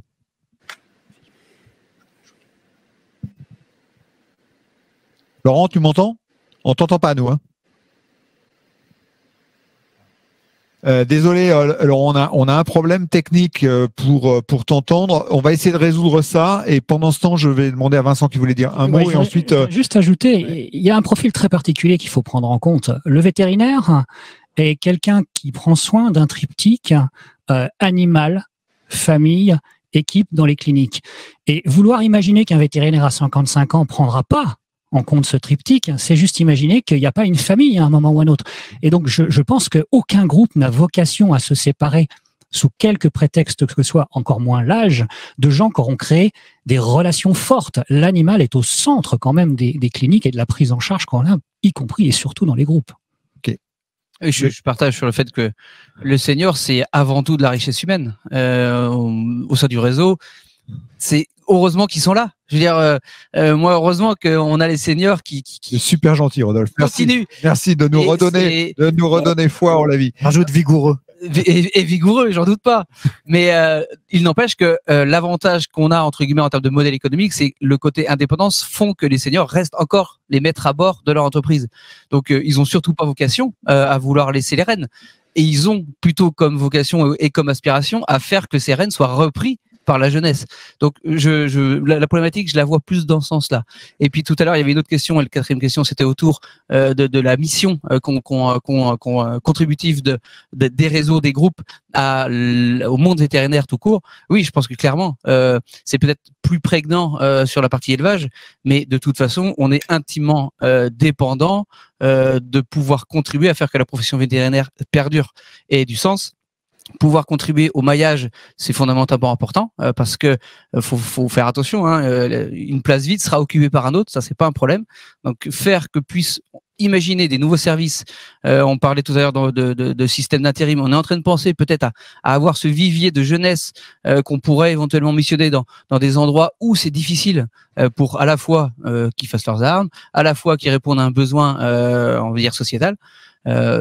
Donc je pense que il faut absolument prendre ça à bras le corps. Les vétérinaires sont encore maîtres de leur destin et doivent vraiment se prendre ce sujet-là vraiment à bras le corps. Eric? Pour le coup, je suis plus senior ici, donc je crois que j'ai une légitimité à en parler, bien que n'étant pas vétérinaire. Non, ce que je veux dire, c'est que dans mon expérience, dans notre expérience, alors d'abord dans mon expérience antérieure en biologie, par exemple, on a eu beaucoup de biologistes qui nous déclaraient en rentrant dans le groupe qu'ils allaient partir à la retraite. Notre expérience, c'est qu'en fait, beaucoup ont perduré au-delà de la date à laquelle ils avaient prévu de partir. Parce que la limite de consommation. Voilà, parce qu'ils avaient trouvé un nouveau projet et un nouvel élan en l'occurrence. Et voilà, donc alors je pense que dans le domaine vétérinaire, j'en ai pas l'expérience, mais la même chose va se reproduire. Deuxième élément important, moi, alors encore une fois, tu peux vraiment mieux répondre que moi, mais dans les cliniques qui rentrent dans notre groupe, je ne connais pas de seniors salariés. je ne connais que des seniors qui sont associés et qui, par définition, d'abord restent associés dans leur clinique, et ça, c'est vraiment dans le marbre, et deuxièmement, deviennent associés de Covessia. Pour oublier, dans Covessia, on a déjà 50 associés, 50 vétérinaires. Donc, il n'y a pas de raison de les mettre dehors. On n'a pas les moyens de les mettre dehors. On a besoin d'eux et ils restent. D'accord. Je vais refaire une tentative. Laurent, est-ce que tu nous entends? Est-ce que tu peux tenter le coup? Je crois qu'on n'y arrive vraiment pas. Je suis vraiment désolé, hein, Laurent. Peut-être tu peux essayer. Vous m'entendez? Ouais, c'est bon là. Vas-y. Parfait. Oui, donc pour répondre à la rémunération, en fait, la valorisation, elle est assez simple. À partir du moment où on est dans un système qui décide que la valeur ajoutée créée, en plus, elle est partagée et non spoliée, la rémunération progresse tout à fait naturellement chez les gens qui accompagnent le projet. Après, concernant les seniors, chez nous, ils sont tous soit associés, soit collaborateurs libéraux. Et ils contribuent largement à mettre en place le système de mentorat qu'on a installé. Donc, on reste sur ce système de cooptation qui permet en fait d'upgrader les jeunes qui rentrent chez nous. Et la descente, elle se fait progressive parce qu'au fur et à mesure, en fait, ils vont décapitaliser, ce qui permet de rendre leur actif professionnel liquide, en contribuant à faire monter au capital des jeunes qui progressent comme ça, gentiment, au sein du groupe et prennent de plus en plus de responsabilités. Je ne sais pas si j'ai été clair. Très clair, très clair. Merci beaucoup. Bon, on arrive pas loin du terme de cette table ronde, donc je vais pour reprendre une dernière question qui vient de l'assistance. Merci beaucoup, hein, Pierre, pour avoir interpellé nos participants. Et qui vous permettra aussi de conclure. La question est, est-ce que les groupes ont aussi des difficultés de recrutement? Si vous n'en avez pas, vous nous dites comment vous faites parce que ça nous intéresse. Dans certaines cliniques, et comment vous les résolvez.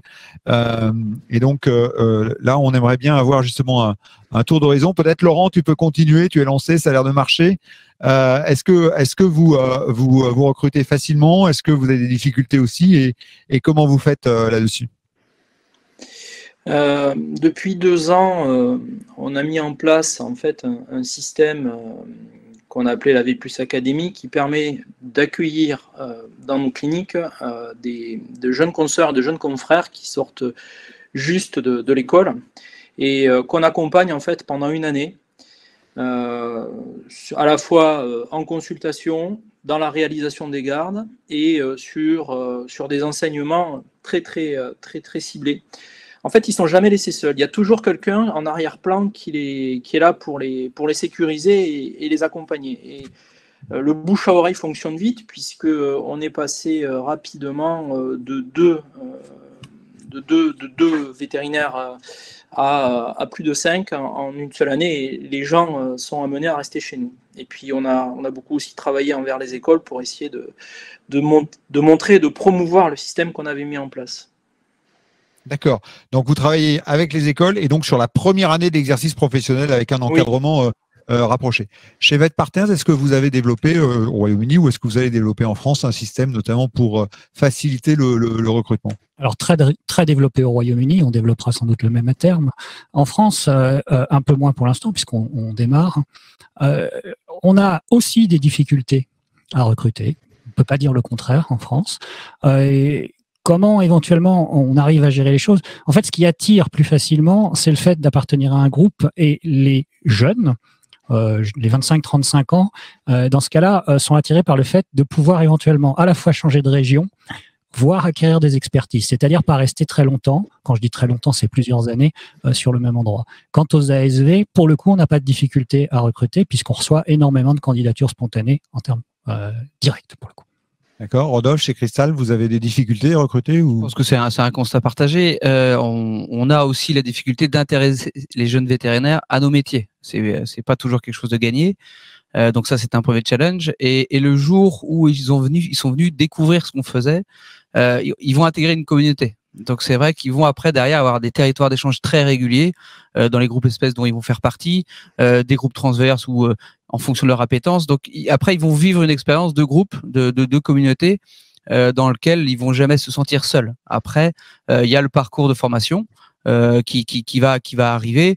Donc, j'aurais tendance à dire, une fois qu'ils sont arrivés, qu'ils se sont intéressés à nos professions, ils sont plutôt avec nous et ils sont contents de nous avoir rejoints. L'idée, c'est plutôt justement d'ouvrir un peu les perspectives de nos métiers, quoi.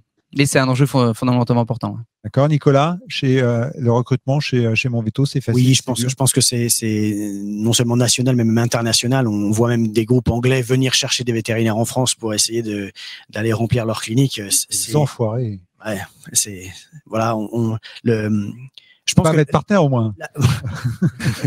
On va rester politiquement correct. on est tous en recherche. Pourquoi? Parce que je pense que la médicalisation augmente aussi en France, que les gens sont de plus en plus proches de leurs animaux. Donc même des cliniques qui vont bien et qui ont suffisamment de vétérinaires en ont besoin de plus parce qu'on a plus de monde qui viennent. Donc oui, évidemment, on est toujours à la recherche de collaborateurs et de jeunes comme de moins jeunes, mais vigoureux, j'insiste, pour venir travailler avec nous. Ensuite, c'est vrai que après ce passage du recrutement, on est plutôt content parce qu'on a peu de turnover. Les gens qui viennent restent. Chez Covessia, vous êtes encore au début du recrutement, j'imagine, puisque vous êtes là depuis le mois d'avril, mais est-ce que c'est déjà un sujet qui vous occupe? C'est absolument un sujet qui nous occupe. On n'est pas encore dans les affres complètes du recrutement, mais on sait que ce sera difficile. Juste en termes de conclusion, une petite anecdote qui nous est arrivée il y a pas plus tard qu'il y a 2 semaines. On a intégré une petite clinique quelque part en Normandie, je citerai pas la ville, dont le vétérinaire cherchait depuis 2 ans un associé ou un collaborateur. On lui a trouvé en 2 mois, non pas parce qu'on est des génies, parce que simplement il y a eu un effet groupe. Voilà. Et c'est juste pour conclure sur l'apport dans le recrutement que peut apporter un groupe. Très bien, bah écoutez, merci à tous pour votre participation. Merci à Pierre, merci à Laurent d'avoir participé à cette table ronde. Ce que je vous propose maintenant, c'est d'avoir une présentation assez courte sur dans ce nouveau contexte en fait, quelle stratégie possible pour les vétérinaires indépendants. Et ensuite, je laisserai la parole à Laurent Perrin pour la conclusion. Donc, vous pouvez rester là pendant ma présentation et à l'issue de la présentation, on laissera tous la place. Donc, alors non. Ah, on fait changement maintenant. Alors donc, désolé, je vous avais gardé, mais non, en fait, je vous garde pas. Allez-y. Désolé pour cette mauvaise initiative. Merci à vous en tout cas, encore une fois, et c'était, je pense, utile. J'espère en tout cas que ça aurait été utile pour ceux qui nous écoutaient. Et donc, on va accueillir d'ici quelques temps Laurent qui va nous rejoindre. Ok, vous voyez donc vous voyez pas, mais on respecte les mesures Covid, donc on est en train de nettoyer les différents micros et les sièges. Voilà. C'est bon. Donc, Laurent, Anne nous rejoignent. D'accord, je vais laisser tout de suite la parole donc à Laurent.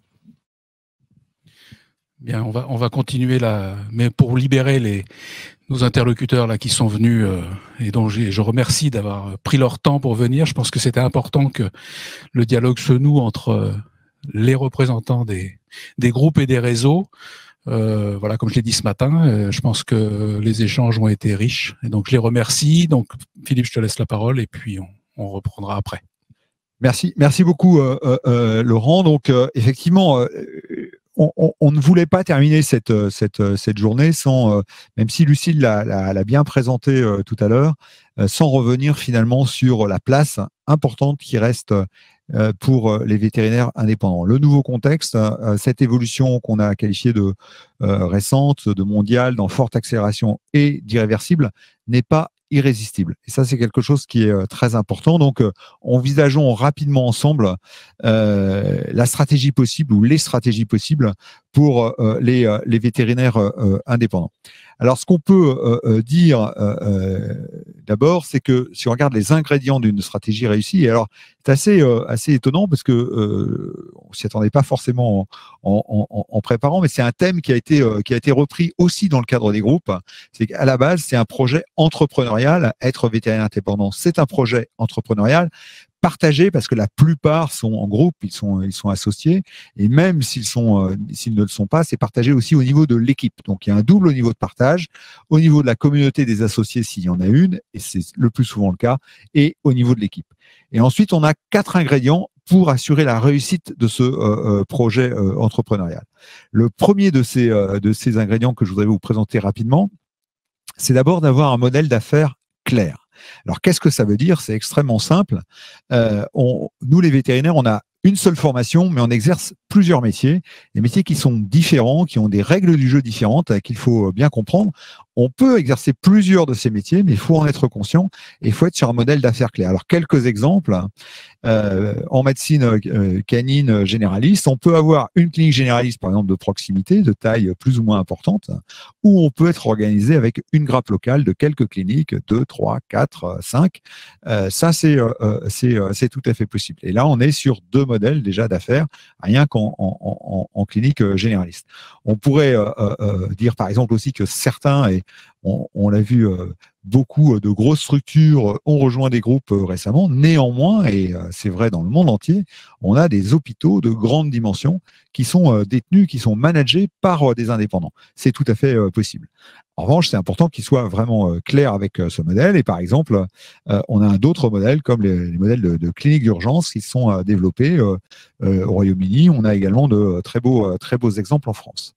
On pourrait avoir aussi d'autres modèles dans les cliniques mixtes, avec là aussi des cliniques sur un seul site ou sur plusieurs sites. Et puis en équine, par exemple, des modèles ambulatoires ou des modèles équins. De ce point de vue-là, l'idée qu'il faut retenir, c'est que la clarté est bien supérieure à l'ambiguïté. Souvent, on aimerait bien faire un peu de tout ou beaucoup de choses, mais c'est souvent la clarté des modèles d'affaires qui font qu'on va se développer de manière efficace.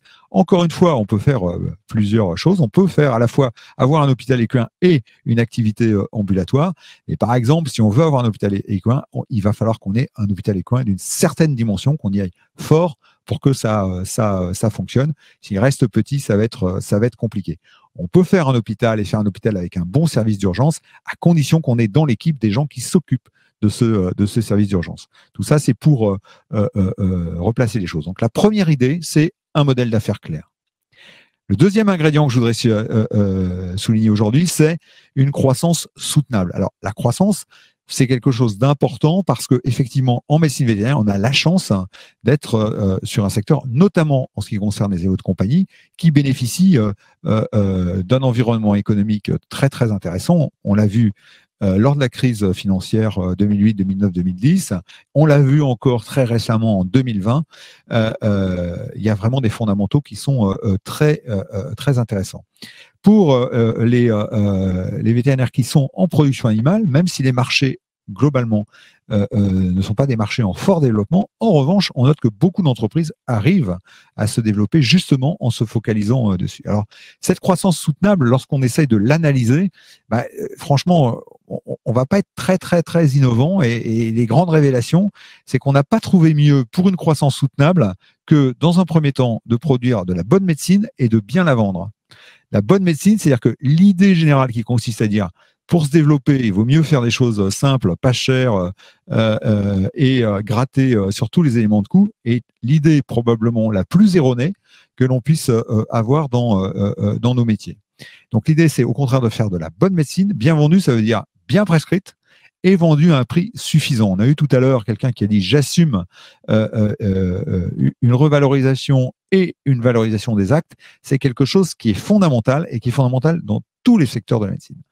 En plus de ça, en France, on a de la chance de pouvoir associer à cette bonne médecine bien vendue une activité de produits dite compétitif. Compétitif, ça veut dire que le prix des produits est quelque chose d'important, mais c'est pas seulement ça, c'est aussi les modalités de commercialisation et notamment, dans un passé récent, le développement des méthodes liées au web. Et c'est la combinaison de ces deux éléments qui produit de la croissance soutenable. Donc l'idée fondamentale, alors évidemment la répartition entre l'un et l'autre dépend des métiers. En production animale, on sait que le côté produit est nettement plus important que en canine par exemple, mais dans beaucoup, pour ne pas dire dans tous les secteurs, c'est bien l'équilibre des deux qui permet d'arriver à quelque chose de réussi. Troisième ingrédient, c'est que cette croissance, non seulement elle est soutenable, mais alors on va dire un gros mot, elle doit être profitable. Profitable, pourquoi? On l'a dit tout à l'heure, on n'est pas super bien payé, et si on n'est pas super bien payé, il faut aussi s'interroger sur la valeur qu'on est capable de créer, et sur le fait que si on arrive à améliorer sa profitabilité, alors probablement on améliorera aussi à la fois la rémunération et la valeur des entreprises. Donc qu'est-ce que ça veut dire? Donc si on regarde simplement un modèle d'analyse financière classique, donc on a notre chiffre d'affaires, on enlève très vite les achats consommés pour arriver à la marge brute. Cette marge brute, elle sert d'abord à payer la structure.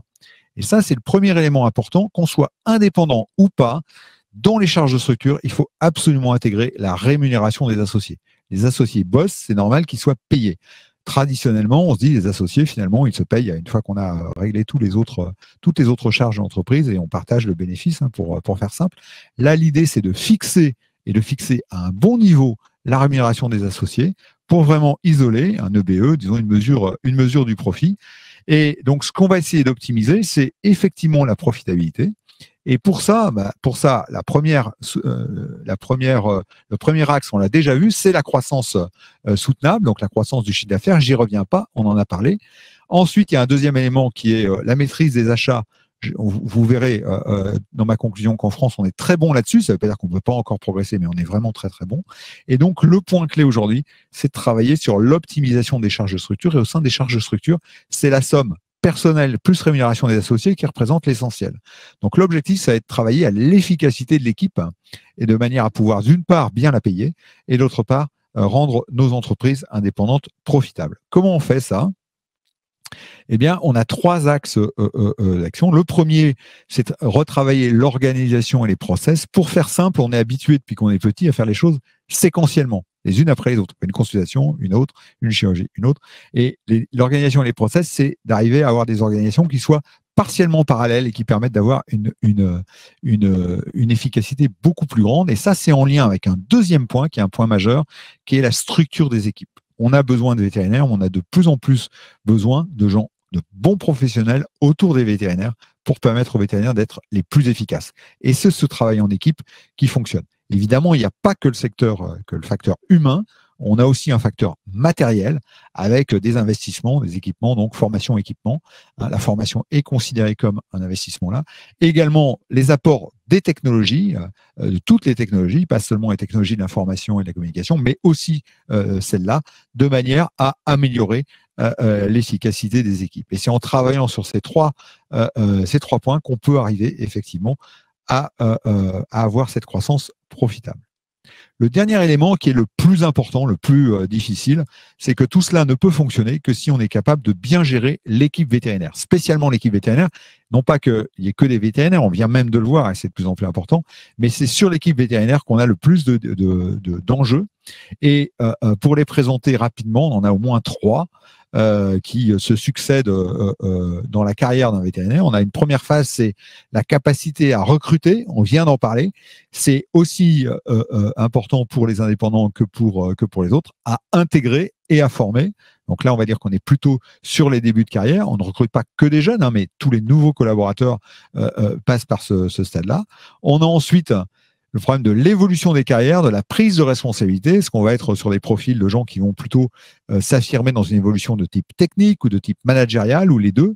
Et ça, c'est quelque chose de très important. Et le dernier point qu'il ne faut absolument pas négliger, et Pierre Buisson en a parlé tout à l'heure, et c'était vraiment intéressant, c'est la gestion des fins de carrière. Les fins de carrière, c'est pas les 6 derniers mois, c'est plutôt les 5 à 10 dernières années. La transmission et la sortie. Et je reviendrai sur ce point en conclusion parce que l'indépendance aussi, elle se gagne pour partie à la sortie. Et ça, c'est quelque chose de très important. Tout ça avec vraiment une pierre angulaire, le fonctionnement de la communauté des associés. Dans une boîte indépendante, c'est ce fonctionnement qui est vital. Alors, il y a quelques années, on expliquait Le seul truc qui peut avoir raison, une entreprise vétérinaire, c'est très résilient. Le seul truc qui peut la faire crever, c'est un dysfonctionnement de la communauté des associés. Aujourd'hui, on aura envie de dire, ce qui est très important, c'est de choisir si on va rejoindre un groupe ou pas. Le seul truc ou un des seuls trucs qui pourrait finalement obliger ou contraindre fortement le choix, ce serait un dysfonctionnement de la communauté des associés. Donc ça, c'est un point qui est très important. Alors, pour résumer ça sur une espèce de carte, on a vu plein d'enjeux et j'ai défini 2 axes. Un premier horizontal qui va des choses qui sont acquises. Les vétérinaires, ça fait longtemps qu'ils sont sur le marché, ils gèrent leurs entreprises plutôt bien et ils ont aussi des acquis collectifs. Il y a des choses qui sont déjà bien acquises et d'autres qui représentent à l'opposé des défis actuels ou futurs. Et puis des choses qu'on peut résoudre à l'échelle d'une entreprise, ce que j'ai appelé individuelle, ou à l'échelle plus collective. Je prends un exemple tout de suite. Quelque chose qui est relativement acquis. Encore une fois, acquis, ça ne veut pas dire qu'il faut rien faire, mais c'est la problématique d'achat. Les vétérinaires, par leur organisation collective, ont gagné avec le temps d'être parmi les vétérinaires français, parmi les meilleurs acheteurs d'Europe. C'est pas forcément connu des vétérinaires français, mais c'est quelque chose de très important. Et donc, ça, c'est quelque chose d'important. Ensuite, on a des thèmes sur lesquels il y a beaucoup de choses de faites. Ça ne veut pas dire qu'on ne peut pas s'améliorer, mais franchement, il n'y a aucune raison en particulier de penser qu'un vétérinaire indépendant ne pourrait pas faire aussi bien qu'une entreprise indépendante ne pourrait pas faire aussi bien qu'un groupe. C'est par exemple les investissements et la technologie. Oui, à partir du moment où les investissements sont profitables, ils peuvent être faits dans une entreprise indépendante. C'est pas vrai de dire que c'est impossible. Le financement par la dette est très facile d'accès pour les vétérinaires aujourd'hui. La compétitivité produit, c'est pas toujours gagné. En production animale, c'est largement gagné. En canine, on voit notamment avec des outils collectifs maintenant, et la France est un des rares pays du monde où on peut être compétitif par rapport aux pure players sur Internet. Ça mérite d'être dit. Il faut encore s'en saisir. Clarté du modèle d'affaires. Tout n'est pas parfait, mais franchement, on peut le faire. L'offre de service, il y a aussi des choses à améliorer, mais franchement, on peut le faire. C'est à la portée de tout le monde. Ce que vont gagner les groupes, peut-être en méthode et en puissance, les indépendants vont le récupérer en flexibilité, en rapidité de mise en œuvre. Il n'y a pas du tout d'avantage comparatif. Ensuite, on a des enjeux sur lesquels c'est vraiment des enjeux actuels, mais on pense aussi que indépendants et groupes sont sur à peu près la même ligne. C'est notamment la structure des équipes, et là je l'ai mis du côté collectif parce que clairement c'est un des enjeux collectifs pour les vétérinaires, avoir un cadre clair pour la délégation d'actes notamment, qui est quelque chose de fondamental et qu'on arrive à se mettre d'accord pour cela. Sur organisation et process, ça c'est vraiment dans les entreprises, c'est un enjeu à venir, même chose, les groupes vont sans doute gagner en partage d'expérience, ce genre de choses, et les indépendants en rapidité de mise en œuvre. Et puis on arrive à 2 sujets qui sont 2 sujets plus difficiles. Et ça, il faut aussi les affronter. Le premier, c'est que recruter, intégrer, former, c'est dur pour tout le monde, on l'a vu tout à l'heure. Mais malgré tout, à ce jour, les groupes semblent développer des outils assez performants. Et là, il y a un vrai risque. Et pour être tout à fait clair avec vous, en tout cas, notre analyse, on peut se tromper, hein, bien sûr, mais notre analyse, c'est que les groupes n'auront pas d'avantage par rapport aux indépendants sur la conquête de nouveaux clients, sur la satisfaction des clients, sur l'amélioration de l'offre, mais qu'en revanche, ils peuvent en avoir si les indépendants ne s'organisent pas sur le recrutement, l'intégration et la formation. C'est un vrai défi pour les indépendants, et je l'ai mis à cheval sur le collectif et l'individuel, parce qu'il y a des réponses individuelles, mais il peut aussi y avoir des réponses collectives. Et puis le dernier point, et je le mets ici et je le mets en rouge, c'est la transmission et la sortie. La transmission et la sortie, c'est le deuxième élément qui peut finalement conduire à rejoindre un groupe, par exemple, sans vraiment le choisir. C'est que si on n'est pas capable de gérer la transmission et la sortie des plus anciens. Et ça, c'est vraiment un point important. Et ça, en revanche, c'est un enjeu strictement individuel. C'est dans l'anticipation. Et puis également, c'est lié à la profitabilité de la structure. Parce que si on n'est pas assez profitable, alors probablement ça va être beaucoup plus simple, ou en tout cas beaucoup mieux valorisé pour les plus anciens de transmettre dans le cadre de la cession à un groupe. Alors, en fait, si on regarde bien, on a plusieurs options stratégiques et on va essayer de voir comment l'arrivée des groupes modifie ces options stratégiques. On peut se développer sur un seul site de manière totalement autonome. On peut développer une grappe locale. On peut constituer, et on a eu des exemples, V+, on a eu les exemples de Cristal et de Chêne Vert, on peut constituer un groupe régional ou national par fusion ou acquisition. Et on peut effectivement, c'est une nouvelle option, céder à un groupe. Alors, vu de l'extérieur, je dirais que c'est pas le signe d'un échec. Ça peut être quelque chose de tout à fait intéressant si et seulement si c'est quelque chose de choisi. Et ça, c'est vraiment un point important. C'est une option supplémentaire qui est absolument pas fatale. On l'a vu dès le début de cet après-midi. Il y a de la place pour les indépendants. Mais ce qui est important, c'est que si ça doit intervenir, il faut que ce soit choisi. Et donc, c'est un des deux éléments de conclusion que je voudrais vous proposer par rapport à cette présentation. Premier élément de conclusion, c'est même pas peur. En tant qu'indépendant, on a vraiment beaucoup de cartes pour être compétitif et être compétitif longtemps par rapport au groupe. L'idée selon laquelle il faut rejoindre et rejoindre de préférence le plus vite possible est une idée fausse, clairement. Il faut que ça vous corresponde. Et ensuite, l'important, c'est de rester libre et de choisir librement de rejoindre ou de ne pas rejoindre un groupe. Et dans ce qu'on a vu précédemment, il y a au moins 2 cas dans lesquels on est sans doute moins libre de choisir. C'est s'il y a un dysfonctionnement de la communauté des associés, et c'est si on n'a pas anticipé les sorties et les transmissions. Alors, la bonne nouvelle, c'est que ces 2 paramètres dépendent entièrement des indépendants. Donc, c'est sous contrôle, mais il faut vraiment s'en occuper parce que sinon, ça peut apparaître comme une espèce de fatalité, une espèce de toboggan, finalement, si on ne maîtrise pas ces 2 points. Sinon, il n'y a aucune raison d'avoir peur. L'arrivée des groupes, c'est bien ou c'est pas bien, on en a débattu cet après-midi et il ne nous appartient pas là maintenant de conclure, surtout que c'est sans doute le début du débat seulement. Mais en revanche, rejoindre ou pas rejoindre un groupe, écoutez, on est agnostique par rapport à ça, dans la mesure où c'est un choix libre de la part des indépendants. Voilà ce qu'on voulait dire sur cette deuxième intervention donc de fin de journée, et ça va me permettre de passer la parole à Laurent.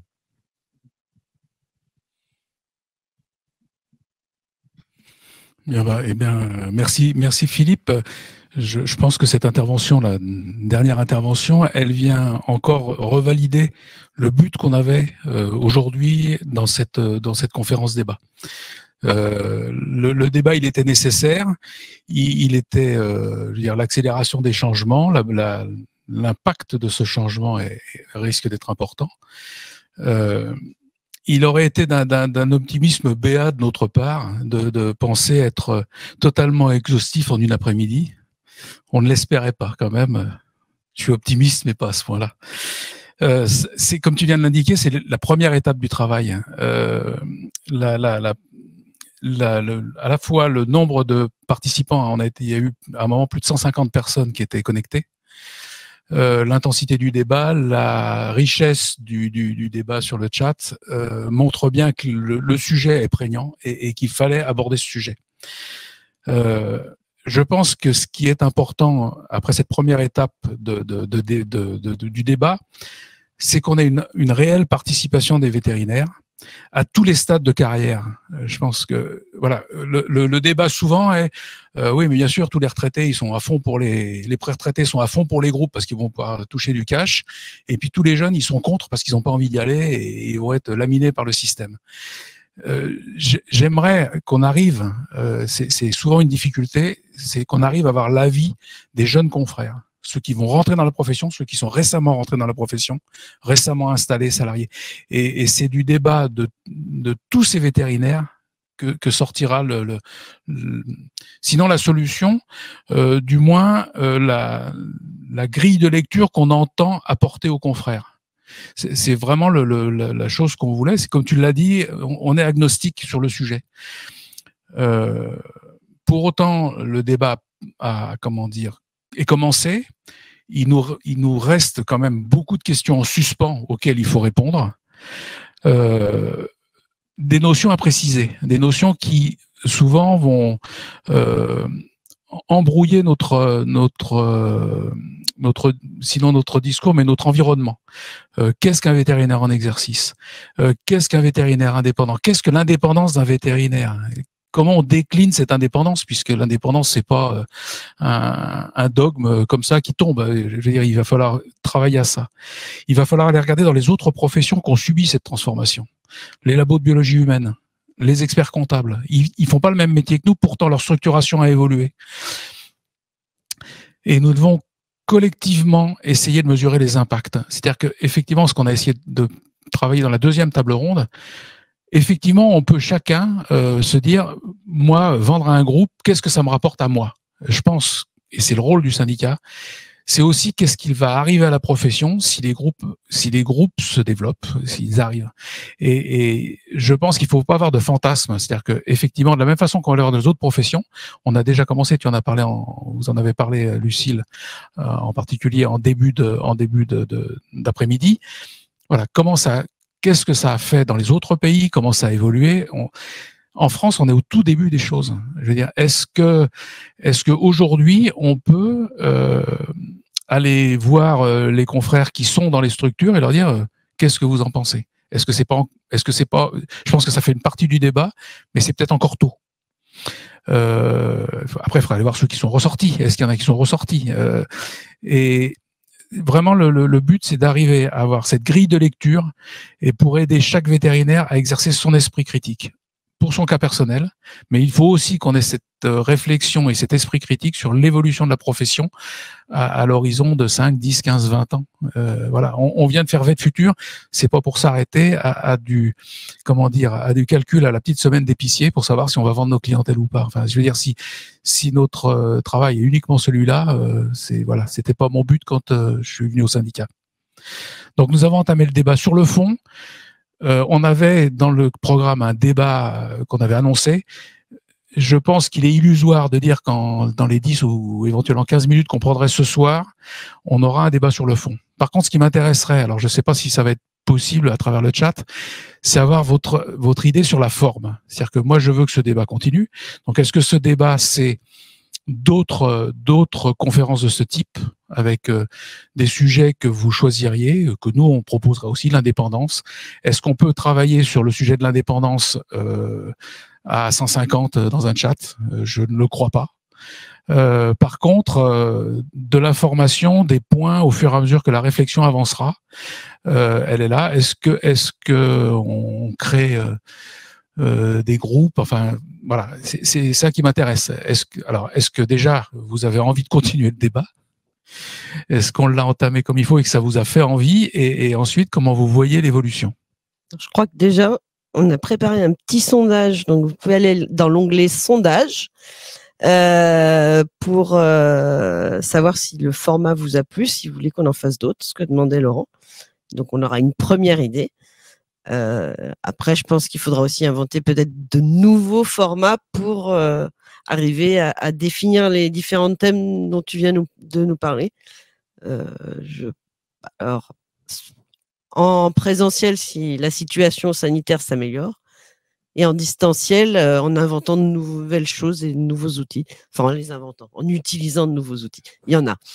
Puisque tu parles de sondage, j'oublie pas qu'on a fait une promesse aux participants qui est de leur reposer les questions du début pour voir si on a fait bouger les lignes. Donc, je sais pas dans quel ordre tu veux qu'on pose les questions, mais il faut pas oublier en tout cas de reposer la question. Il faut pas oublier qu'on aura encore 2 autres sondages à faire.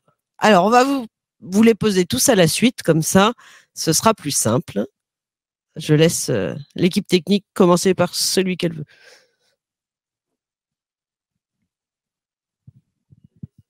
Ça y est, ils sont lancés. C'est à vous.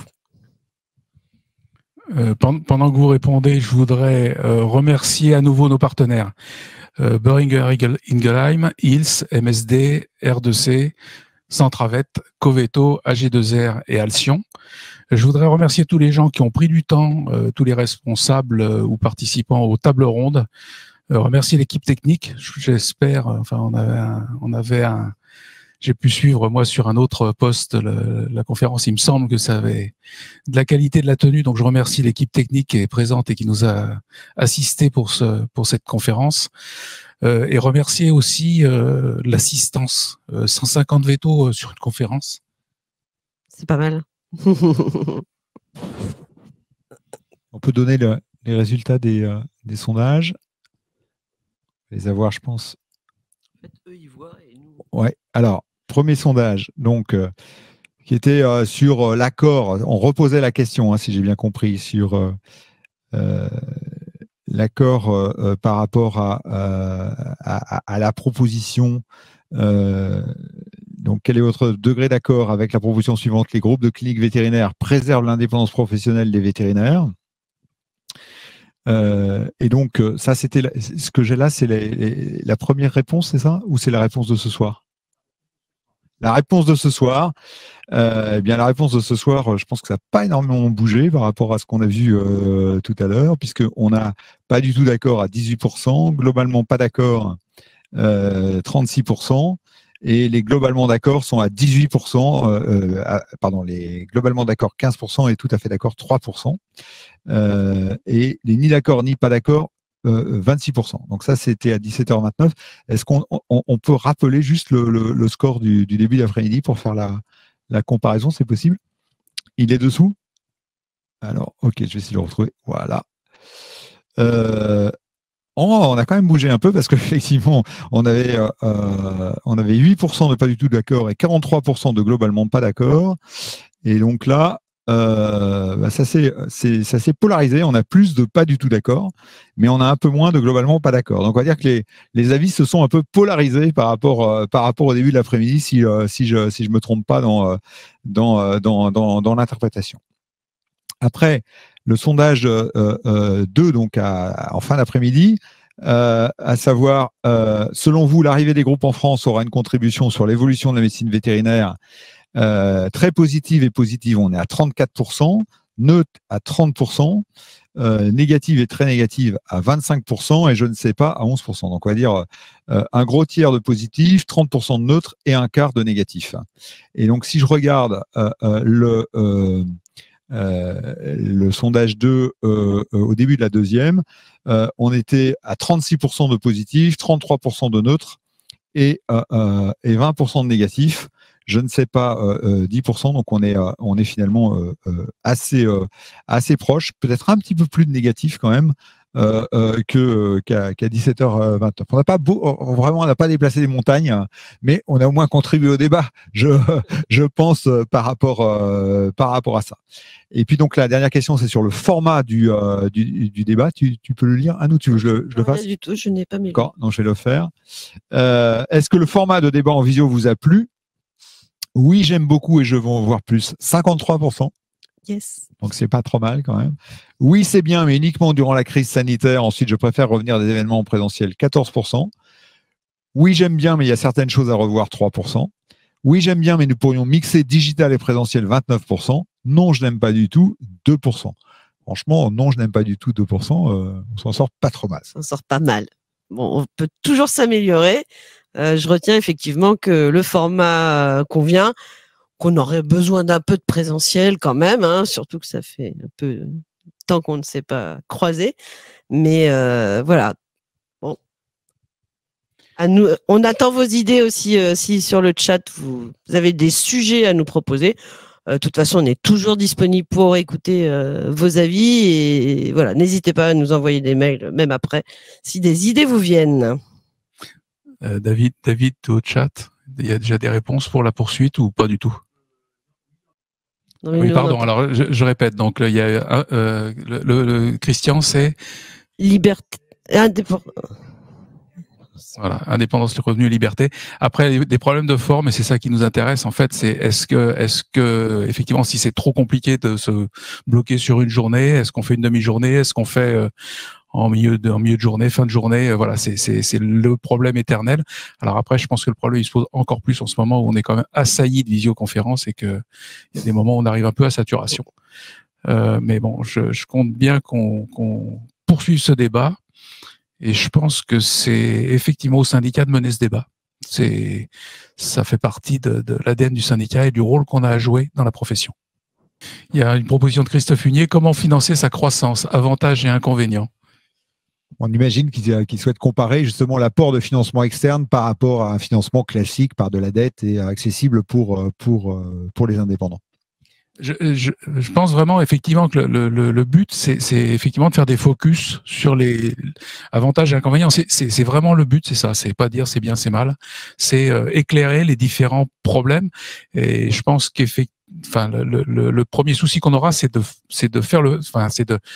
cibler ces sujets, de trouver les sujets sur lesquels il faudra mettre le microscope et vraiment faire les comparatifs.